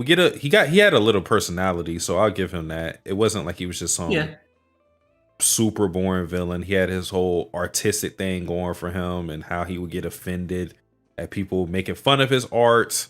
So like the little banter between him and Muichiro was interesting, but in terms of like my emotional investment in the fight, I don't think there was much of that for me.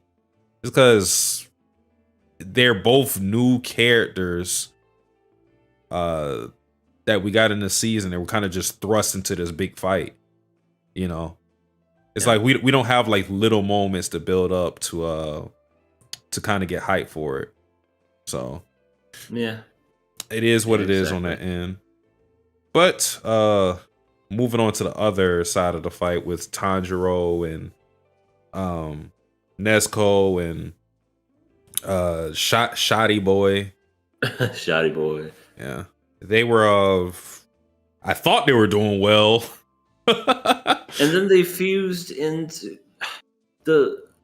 all the emotions of infused into one being, I guess. Yeah, he turns into Kid Buu. Pretty much, except I guess the little whimpery one is by himself, but when all 4 combined they turn into that dude? I don't know. Yeah. Well, I mean, that fight just went kind of yep, now I'm super powerful. We fuse together. You can't fuck with me, Tanjiro. Enough. Which I'm actually surprised, because I thought this was going to be the arc that Tanjiro shows himself to be on par with the Hashira, or at least like close to that level. But it still seems that he's really out of his element. And that's not to say that I think he should be Hashira level, because right. I mean, Tanjiro hasn't been doing this whole Demon Slayer thing for long. But I mean, Muichiro hasn't been doing it for that long either. But yeah, he's still not on that level. He needs Misuri to finish the job for him. I don't know if she will, but one thing you never do is underestimate these Hashira. Exactly. But yeah, I like that too. I like the fact that because I thought the same thing when he was like chopping all these demons' heads off and everything, when he was doing the cool fire blade dancing, or what? Not dancing, fuck, swinging. I thought that was really cool, and I was like thinking, they're not gonna make him like defeat this guy all by himself, are they? Nope, they didn't. In fact, everybody's overpowered by this damn thing, and I'm pretty sure. Well, now we're gonna see Mitsuri and see what she can do, and I'm so curious because her sword is basically like a whip in a way, how it moves and how it attacks. So I want to know what she could do, because the Miss Hashira, he's really quick and he can do stuff with mist. That's what makes him who he is. I'm kind of scared of how this fight might turn out, because why? We have a guy who separated himself via his emotions, anger, fear, all of this stuff. And now we got a character whose whole thing is love. So I'm scared it's going to be like some bullshit where she's like, "You've never felt the emotion of love." I swear to God, I think I feel like they might do that too, where it's like, you need a hug. Let me give you a hug, and she just literally tries to go for a hug, and he's like, "Get away from me! What are you doing? Get away from me! Please give me huggy wuggies." What if it's like, maybe you've never? They could go in a different direction. You never felt the emotion of lust. Do something like that. Free and then fan service. Guy goes, huh? They what? I'm sorry, are we really doing this? I thought we were fighting. Oh, they're going to be fighting. They're going to be struggling. It pans over to Tanjiro and everyone else just kind of with their mouths wide open, and they're just like tilting their head sideways going, what the fuck? Esco's just like, what are they?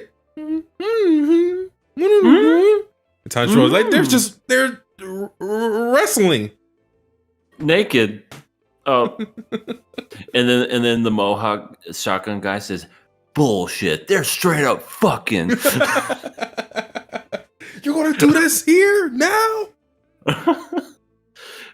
They're just like, let's just go home, I guess. Oh my God. I don't know what else to do at this point. Man. QRW6 said, I was underwhelmed too because my expectations were high. I think he was talking about the pot the pot Upper Moon's fight with Muichiro. I mean, it looked cool. Yeah, it looked great. This whole season looks fantastic, but yeah. I think it's just in terms of my emotional investment with a lot of these fights, it hasn't really been there. I can't point to a favorite moment I really had so far in the series. So yeah, same. Like if I was to seriously think of the series, like right now, obviously it could get better when it comes to the next episodes, is there's a spa and Mitsuri making Tanjiro's nose bleed. Like that's some of the stuff that I can think of off the top of my head. Oh, and then the two dudes bathing together. He's like, come on, let's be bros. Touch it. Oh my God. It's crazy to think about, but if we kill these two demons, there's going to only be 3 Upper Moons plus Muzan. Then that's it. Yeah, that's it. Yeah, you got, let's see. So that's 5 and 4. And then you got the guy with the basketball head. You got the one who is really annoying with the long hair, and he's like, Subarashi, you know, and all that. And then there's the one with all the eyes. And then Muzan. Yeah, and then that's it. Okay. QRW said they still have to explain Genya's situation. True. They haven't said jack about it. He's just like, oh, you're a demon. Well, let's fight. Yeah, they kind of just skirted past it. So I haven't even I was giving my theories and talking about it, but now it's just kind of like, oh, it's just like a normal thing. It's just like, oh, yeah, that happened. I don't know what else to say about it because they're not addressing it really. Nobody's surprised, no character. Like, it's a thing too. Mitsuri should at least, I don't think she's seen him yet, but I at least need a reaction from her. Like, why is this dude a demon now? Right. Like, I feel like that should be addressed. It is really weird when you think about it. And to be fair, I mean, they are in the middle of fighting. Obviously, he's not going to go through his whole backstory and explain it, but at least do a quick, oh, I was kind of scratched by a demon and this is what I look like now. Really? Oh, don't worry. We could talk about it later. And then just continue fighting or something. QRW6 says Tanjiro didn't smell him as a demon at first. True. I don't know what's going on with him. What did I say initially? I forgot what I said.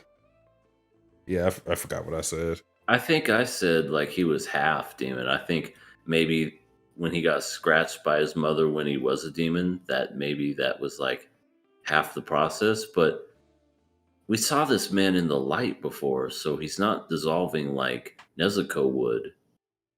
Yeah. So I don't know. Yeah, he could be some type of hybrid, but honestly, I don't know why that would even be important at this stage unless somebody else were to undergo a change like that. You know, Right. what would be the benefit of us even knowing that he turned into a demon? Because he's not a big character, and I don't think he will be in the long run, honestly.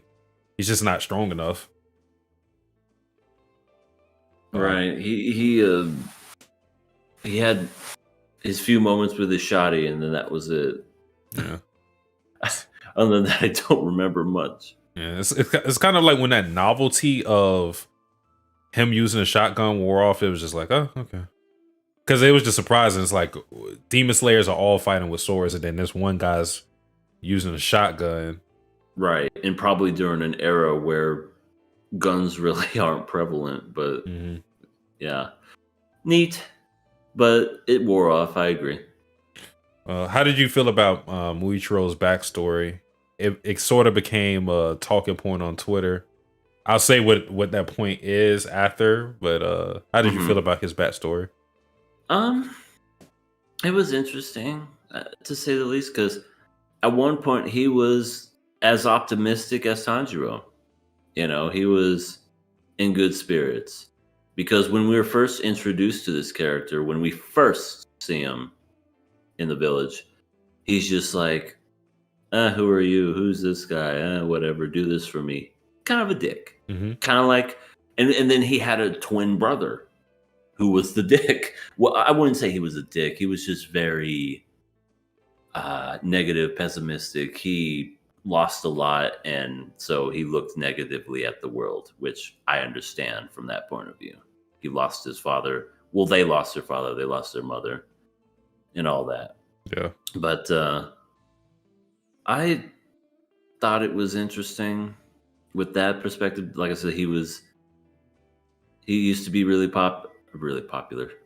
He used to be really optimistic, then just kind of grew back to that.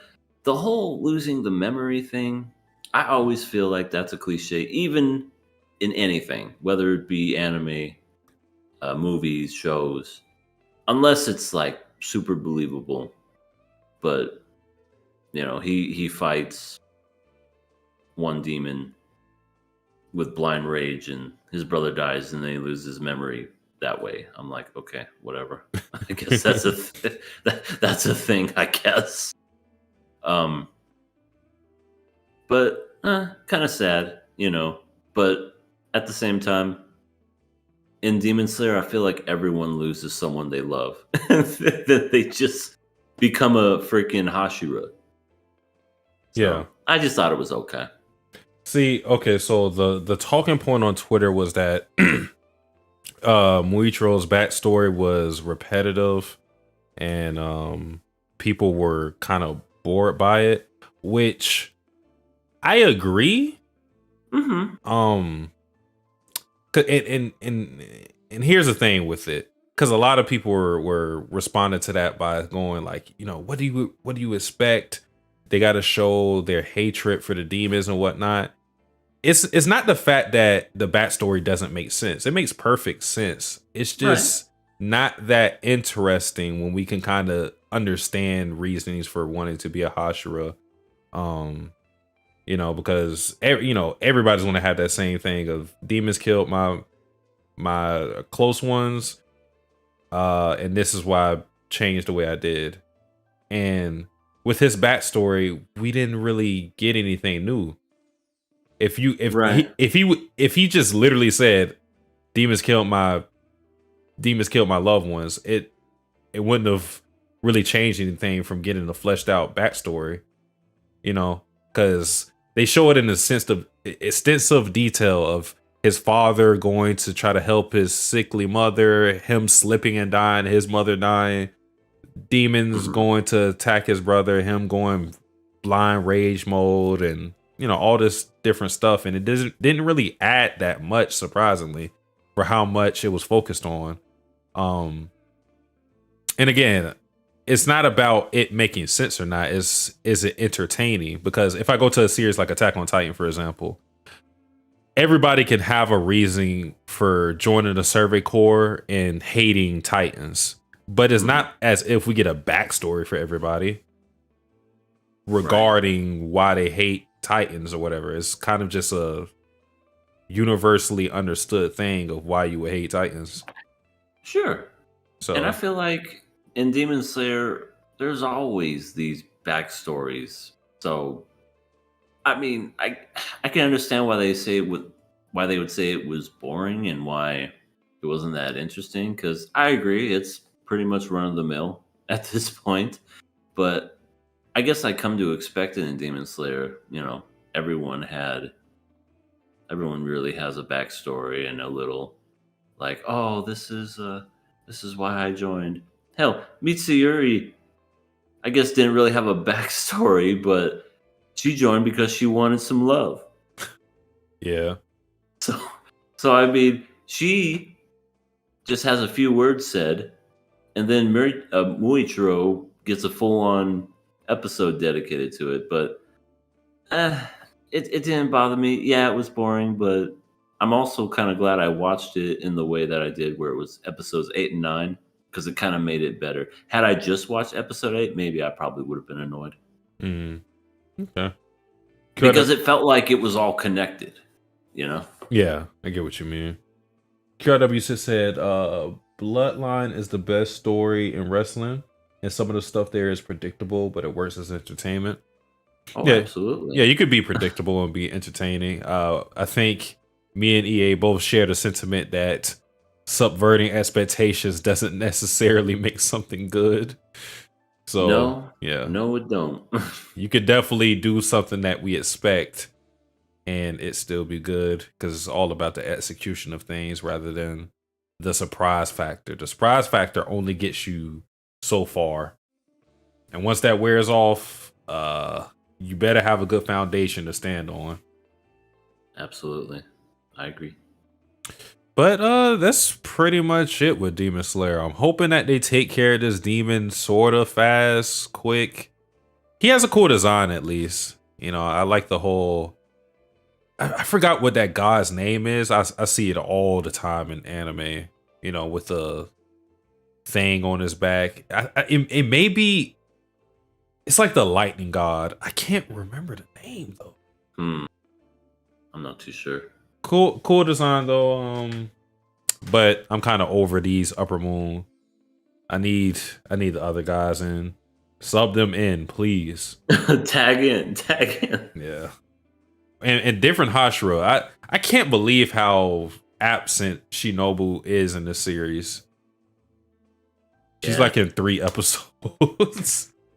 Yeah, and even Tanjiro's boys are gone. In fact, they made a little reference to it at the end of the last episode, where they're just kind of like chilling, going, so are we doing anything this season? I don't think so. Do we have a role in the script? Something that we can... a little cameo? Something? Just flipping through the script, just going, am I not even in here? Well, to me, the fact that Zenitsu's not in there makes me happy. Woof. But I'm okay with Moronosuke. That would have been cool to see him fight. For sure. But on to the last show of the night. Vinland Saga Season 2. Episodes 21 and 22, I believe. Yep, 21, 22. I think Amazing. It's a lot to talk about. Yeah, for sure. Yeah. If it wasn't already solidified, Vinland Saga is my favorite thing of this season, for sure. Same thing. And this, let's see. So start from the beginning. So this is the aftermath of the big old battle, and all the farmers are like picking up their limbs, and I just love my leg, my leg. I love just how Olimar was just looking at everyone, seeing just the whole aftermath of war. And remind you, this is a kid that wanted to fight, wanted to be a warrior, wanted to do all this stuff. Yep. He got what he wanted, for Mm-hmm. sure. And I don't think he likes what he got. I think he wants to take it back. But yeah, that was something that I love saying that just because it's really true. What you don't really know what war is or what seeing someone die is until you actually see it, and it really changes you as a person. And that's kind of what he said to everybody at the farm, where they're like, are we going to fight or are we going to surrender? And he was just like, yeah, I don't want any more people to die anymore. Let's surrender. Thorgil didn't like that very much, but he's a warrior at heart. This is a dude that literally almost killed the king and stabbed somebody's eye out after getting shanked in the arm with a sword himself. Yeah. So he's a tough guy for sure. But yeah, he just left. I don't know what he's going to be doing, but I don't think he's going to surrender. I don't think he's calling it quits. Yeah. But yeah, it was just an interesting interaction just to see, the old master, Thorgil and Omar. Oh, and the wife too. She had some input.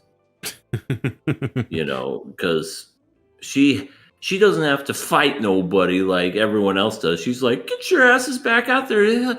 No, why don't you pick up a sword and kill somebody? You don't know what it's like. Yeah. Ignorance is bliss, as they say. And she probably hasn't even gone outside to see all those people suffering and dying the way they are. Because her whole thing is that she doesn't want to end up in a situation where she's had this lifestyle, her lifestyle degraded into possibly being a beggar. And it's crazy that she jumps to that assumption, because more than likely they're not going to be beggars. They're just going to be way more poor than they are. That's it. Right. Yeah. That's pretty much what's going to happen to them.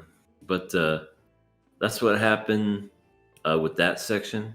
And then the awesomeness that was, Thorfinn speaking to. Well, they buried Ironhide, which, rest in peace. If a certain someone was here, I'm sure he would make some cereal jokes. So rest in peace, Crave. Yep. No one's gonna be served. She's serving Crave up in heaven now. Oh, terrible. I know. But yeah. So basically, well, I actually don't want to talk more about the Omar thing, because respect to him, because he's a character that's really easy to hate. But I think I hated him at the beginning. Yeah. I think you can respect his decision to say, I don't want to fight anymore, even though it comes from perceived cowardice. But I actually think it took a lot for him to look Thorkel in the eye and say, I don't want to die. I've seen enough death. I know I started this, but it can't continue. I have to end it since I started it. I think it took a lot for him to do that, because I think the real cowardice would have been the indecision to stand up and say we had to surrender. So he took responsibility. Good on him. That doesn't absolve him of all the things he's done, but you could definitely feel the remorse coming from him after he saw what he saw. It's kind of cool how he cool is not the word, but it's as they say, a smart man learns from his mistakes and a wise man learns from the mistake of others. And although I don't think wise is the right word to describe him, that's kind of what happened to him. because Omar never really had to suffer any consequences when it came to his life being put in danger for him to learn this lesson. But hey, because he didn't have to go through what Thorfinn had to go through for him to realize that peace is the option that he wants to go forth with. But he learned nonetheless. Absolutely. And I have a little bit more respect for him. Don't get me wrong, still a dick. But he's you know, he's a lot better than when I originally saw him. Yeah. How do you feel about how Thorgil treated him in that situation? I mean, he's a warrior, so of course he's going to say that he's a coward and that he was making the wrong choice. But I don't think surrender was ever going to be in his nature. So even if he told him we were going to surrender, he was going to fight to the bitter end. He even did the Ramsay Snow thing where he said, all I need is 20 good men. Yeah. Ramsay Snow. Which they weren't going to do anything with 20 men. Oh, hell no. Because they're not even going to be 20 good men. They're going to be like 15 hobbled men, 2 good ones, and 3 ones that are like forced there. Right. So, yeah. Yeah, he certainly didn't mince his words for sure. He just shoved him out of the way and said, "Out of my way, coward." Yeah. But what do you think may happen with him, if anything is to happen with him? Thorgil? Yeah. I mean, probably gonna keep fighting. I can't imagine him surrendering ever. So he's probably gonna die. I mean, it's possible. It's possible. I mean, he's probably going to be in danger for the simple fact that he raised his sword to the king. So that may be a thing that gets him executed, because Canute is giving him the grace of being exiled, but because of this rebellion and because of what Thorgil did, trying to kill Canute, I wouldn't be surprised if even if they surrender, Canute goes, well, nah, that guy right here has to die. but even then, even when he did what he did, Canute wanted him to join his army again. So who knows? Because as he swam away, he was like, yeah, he's bold. I need that.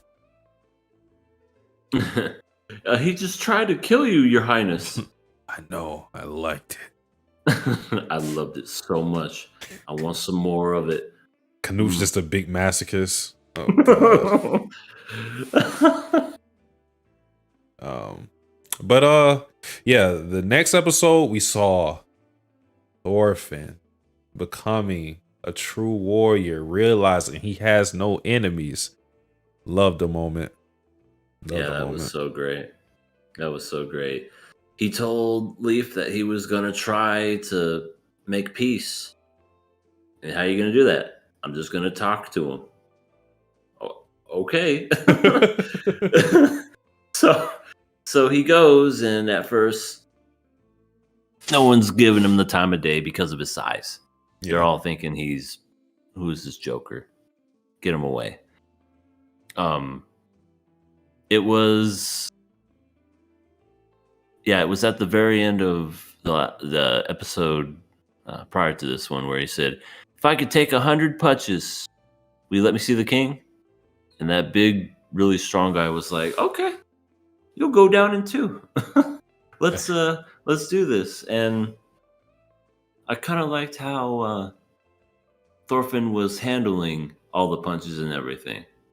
He was so quick to the point where he was able to kind of not lean into it, but kind of like lean away, but still take a hit. Yeah, roll with the punches. That's what a lot of boxers do.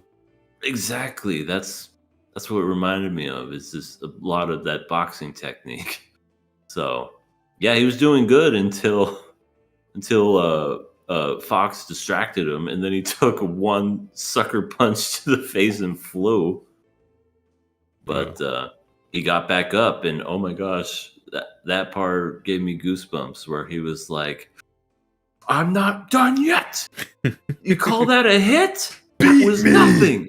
Beat me more." Everybody's just like, "What the fuck?" I know. Like at the beginning, everybody was cheering, and they were counting as they were cheering. They were taking bets. They were doing all that. I just love the use of time in that scene too, where you saw him cheering, you saw that scene, and then when he's at 98 punches, nobody's saying, nobody's cheering, nobody's doing anything. They're just like in awe of the fact that this man has taken 100 hits from this beast of a man and just had his resolve and wasn't going to go away no matter what. Yeah. Silent respect from all the John's Vikings. And you got to keep in mind, these are hardened killers that pillage and murder at their leisure all the time. They live for it, and they're showing respect to Thorfinn. So that shows you the gravity of what he was able to do there, because everybody's expecting him to die. I don't know who was that person that bet on him to take 99 punches, but that person is crazy. I gotta know who that person was. Who's the one guy that said, 99 punches, he'll for sure take that? I mean, maybe he's just a crazy avid gambler. Maybe he was just like, yeah, I'll take that. Take it back. Imagine being that close to winning, and then he does that one soft punch to his chest. that wimpy, it's like, put everything you have into it. You son of a bitch! You ripped me off. Well, I mean, it was cool though, because nobody really cared about the bet at that point. No, by that point, it was more about respect more than anything, and that one guy with the now newly one eye came over, and I thought his talk with Thorfinn was cool too, by the fact that he said, you could have easily whooped his ass, and that would have proven that he was that you used to be a bodyguard to the king. Mm-hmm. And then Thorfinn just said, yeah, well, none of you guys know who I am. I don't know who you are. What good would it do to me just fight? Yeah. I just thought that was really cool. I was like, it's a good point. Because who's to say if he did that, the guy wouldn't have tried to get back up and try to murder him even more, or anyone else surrounding him? Because it's just like, who knows at that point. Yeah, he also doesn't want to make the excuse of resorting to violence, because it'll make him look like a hypocrite whenever you give the reasoning that violence is needed in a situation. Then it becomes a thing to where you open up people's interpretations for when violence is needed, and it just becomes chaos, because you're fighting as a first result rather than it being the last resort option. So he has to endure all of this to prove his point that things can be talked out. Yeah, and then because he got his face punched 100 times, he got a chance to meet the king, Canute, and he remembered him. And I loved the little, oh, sorry about that scar I gave you. And even the people were like, he gave him that scar? Holy shit! This little man, I had no idea. Yeah, that's like a cool little achievement for him, even though that he wouldn't see as that. Yeah, not anymore for sure. I'm the man who killed Jaime Lannister. Oh my god. Get out of here, you no-name, only arrived that one season piece of shit's character. Can QLW6 says when I was watching this, I was like, yeah, knowledge Thorfinn. Yeah, I think I said it last podcast, but this season is just a lot of great payoff for the things we see in season 1. Because I think a lot of people were surprised when season 1 was when you learn that it's just a prologue, because it's 24 episodes. So you're thinking to yourself, what the this is just the beginning? Like this just, that's crazy. Yeah. But with this season, you're seeing a lot of all what season 1 was, which was build up, coming to fruition with this season, with Thorfinn making a callback to his father saying he has no enemies. Like, that's a great callback. One of the best moments in an entire series. Yeah, it was a great scene. The reunion between Canute and Thorfinn, and seeing how much they've changed in those 4 years separated from each other. It's a lot of great. This is the payoff that I was complaining about with Demon Slayer. This is real payoff. And agreed. It took a lot of what people would think are slow moments. No action is happening, but it was worth it to get moments like this. Oh yeah, I believe in that. Contrary to what someone might have said in our last podcast, they posted a comment on how Vinland Saga is mid. It's just like, that's your opinion, but the reason that they said why it was mid was just like, really? That's your reasoning? Ugh. It's terrible character development. It's awful. It's boring. I hate it. I think there's a lot. It makes season 1 a lot more revisitable. Like, you look at season 1 and you kind of, because it's weird. Some people fell in love with Vinland Saga because of the Vikings things and because they're doing a lot of fighting. But actually, season 1 is kind of like a criticism of this lifestyle. It's questioning what it means to be a warrior, and people kind of just look at the surface level of the fights and cool Vikings and all that stuff, and just kind of believe that that's all the series is. But it's actually saying much more. Yeah, it's saying that type of thinking is wrong. Yeah, and maybe some people might be upset by that, and maybe that's why some people are saying it's mid and that they're upset by it. But I don't know. I mean, this is coming from a guy who loves action movies.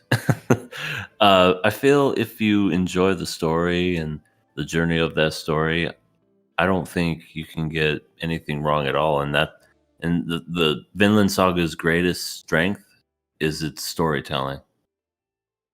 And that's why I love this series. So all you haters can go away. Well, how do you see this whole thing going on with Canute surrounding Thorfinn and Einar with his men and going, I'm going to take this farm. What are you going to do? Will you fight violence with violence, or will you let this thing happen? He's just going to say, well, time to hit the dusty trail, and then he's going to get Einar and just go. Yeah, let's just maybe we should go with Leif. Maybe we should just go on that ship. Fuck, that's what I might do at that point. I'd be like, well, let's see. Arnhide's dead. Thorgil walked out. Kettle's pretty much dead. Sverkel is he's on his last dying breath. If not, he's mentally he's gone. I don't know. Fox, he'll leave. I can't imagine any other way other than to just say, well, if that's what you want to do, I'm leaving. And it might not be right away that Thorfinn might think that. I think maybe Einar or somebody, maybe even Fox, might have to convince him and say, look, I understand you want to do this nonviolence approach and that you want to talk to him, but obviously his mind's made up. He's not going to change his mind. He basically quotes himself as being God. So I think it's time to leave the farm. I don't see any reason of staying. So I think it would be at that moment, you gotta go. Okay. Well, there was also a little thing that happened in this episode where why am I forgetting his name? Floki. He catches wind of the guy that's, that they were beating up, and he hears his name and he's like, Thorfinn, son of Thor. It's not, it can't be him. Do you think anything will happen from that? Well, now that you mention it, probably.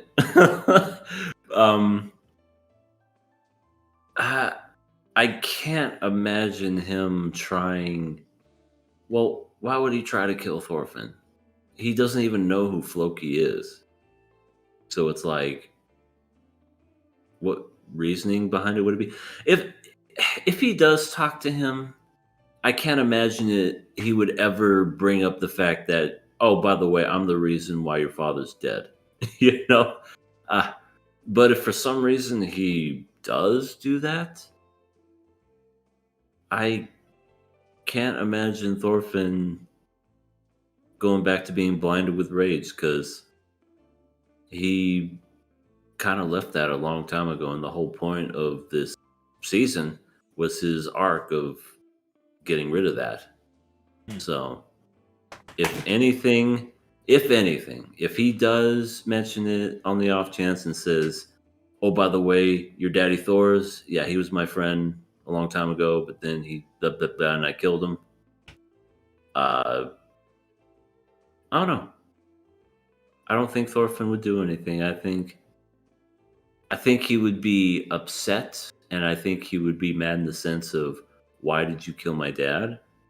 But I don't think he would physically do anything to him, because it would go against everything he says, go against everything he talk about, and there would be no point. Gotcha. His dad's dead. Askeladd, the person who thought he could, is dead. Yeah, I think he would move on, though he would still be upset and sad by it. Okay. Well, that about covers most things in the episode. I think these are two very strong episodes, and we have two more, and then this season is done. I think we'll end on a real good high note. Can't believe it. It's almost done. And then who knows how long we'll be gone from Vinland, because, I mean, it was a big gap between the first season and this season. I think it was like a 4-year gap, I believe. Yeah. I don't. Did it come out in 19 or 2020? Yeah, 2019, I believe. Okay. So yeah, it was 4 years. Holy crap. Yeah, so who knows when we'll get a Vinland season 3. Hopefully faster. Yeah. Like, would there be enough to cover? Oh yeah. It's enough. That far ahead? Yeah. It is. I think by the time this ends, it'll be halfway done, or a little less than halfway done from where the manga is now. Like, the manga's in its 200s. This would cover like up to chapter 100 or so, some number like that.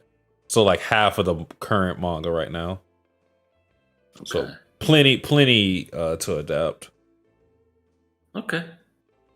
Yeah. Cool, because I know they said it's going to end soon, but if they can keep, and I'm talking about the manga, and if they can keep coming out with quality anime seasons like this, I'll watch it until the show ends. For sure. QRW6 said, I told my cousin that they weren't on a mature level to watch Vinland Saga. Yeah. I think you have to, like I said, look past the surface level of just fights, Vikings. This kill, yeah, Smash. this character's fast. He wants revenge. It's a lot more than that. It's a lot of build up for what we got in this season. Canute's army came out like the homies surrounding Thorfinn and Einar. Yeah, I like how he doesn't even really like say a word. They just know what to do. Yeah, that's what I'm saying. That's why at that moment he should just do the old Peter Griffin stretch. Time to hit the old dusty trail. Yeah, probably best to get out of that situation, especially because it's not just Thorfinn who will probably get beat, it's Einar too. Yeah, Thorfinn could handle himself if he really wanted to kill somebody, but Einar, he's dead. Einar's strong, but he's not a fighter. Yep. I like what he said in this episode, though, calling Canute a thief and saying that if he actually, tilled the farm and attended to all the crops and stuff, he would understand the gravity of what he's doing by taking his land. Because I do think he doesn't quite get it. I mean, he would still do it, but with all that hard work, years of work, just to get some crops done, and imagine having a whole farm, that's a life's dedication, and you're just stripping that away from them at a moment's notice. And this is coming from two guys that pulled up freaking trees and stumps from their roots. Yep. Manually. Well, at the beginning, yeah, until they got that horse. Yep. But damn. Yeah. Because it just invalidates all the hard work. Like I said, that's a life's amount of work to keep up, and then somebody just can reap the benefits like that. I guess the last question to ask is, how do you think Kettle will react?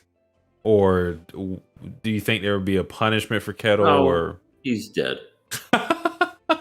He's laying in bed blind. The dude, if he wanted to stand up, he probably couldn't. He can't see nothing. What's he gonna do with all of his riches? Spend it on stuff he can't see? He lost Einar because he beat her to death.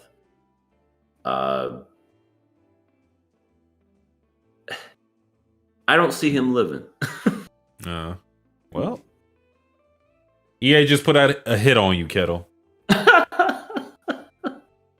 QRW says if Kettle's not dead, he's a broken man. Probably. Oh, absolutely.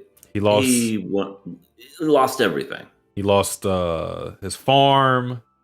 He potentially could lose his son, and he lost the love of his life.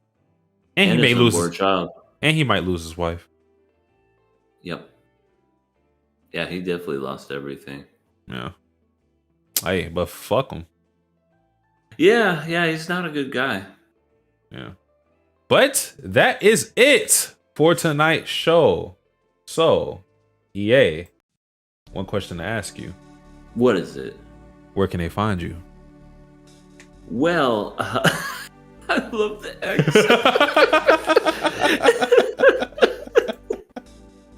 Oh my god. All right, you can find me at Everything Animated. The reason why, if you're listening to me right now, I sound a lot better than I have before, it's because I finally moved into a house of my own. Woo! Yep. Oh, thank you. I appreciate it.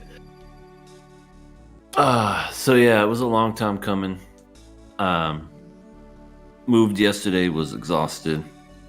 So what that means for everyone that's watching, everyone checking out this channel, is to please subscribe to my channel, because I'm going to start posting content regularly again.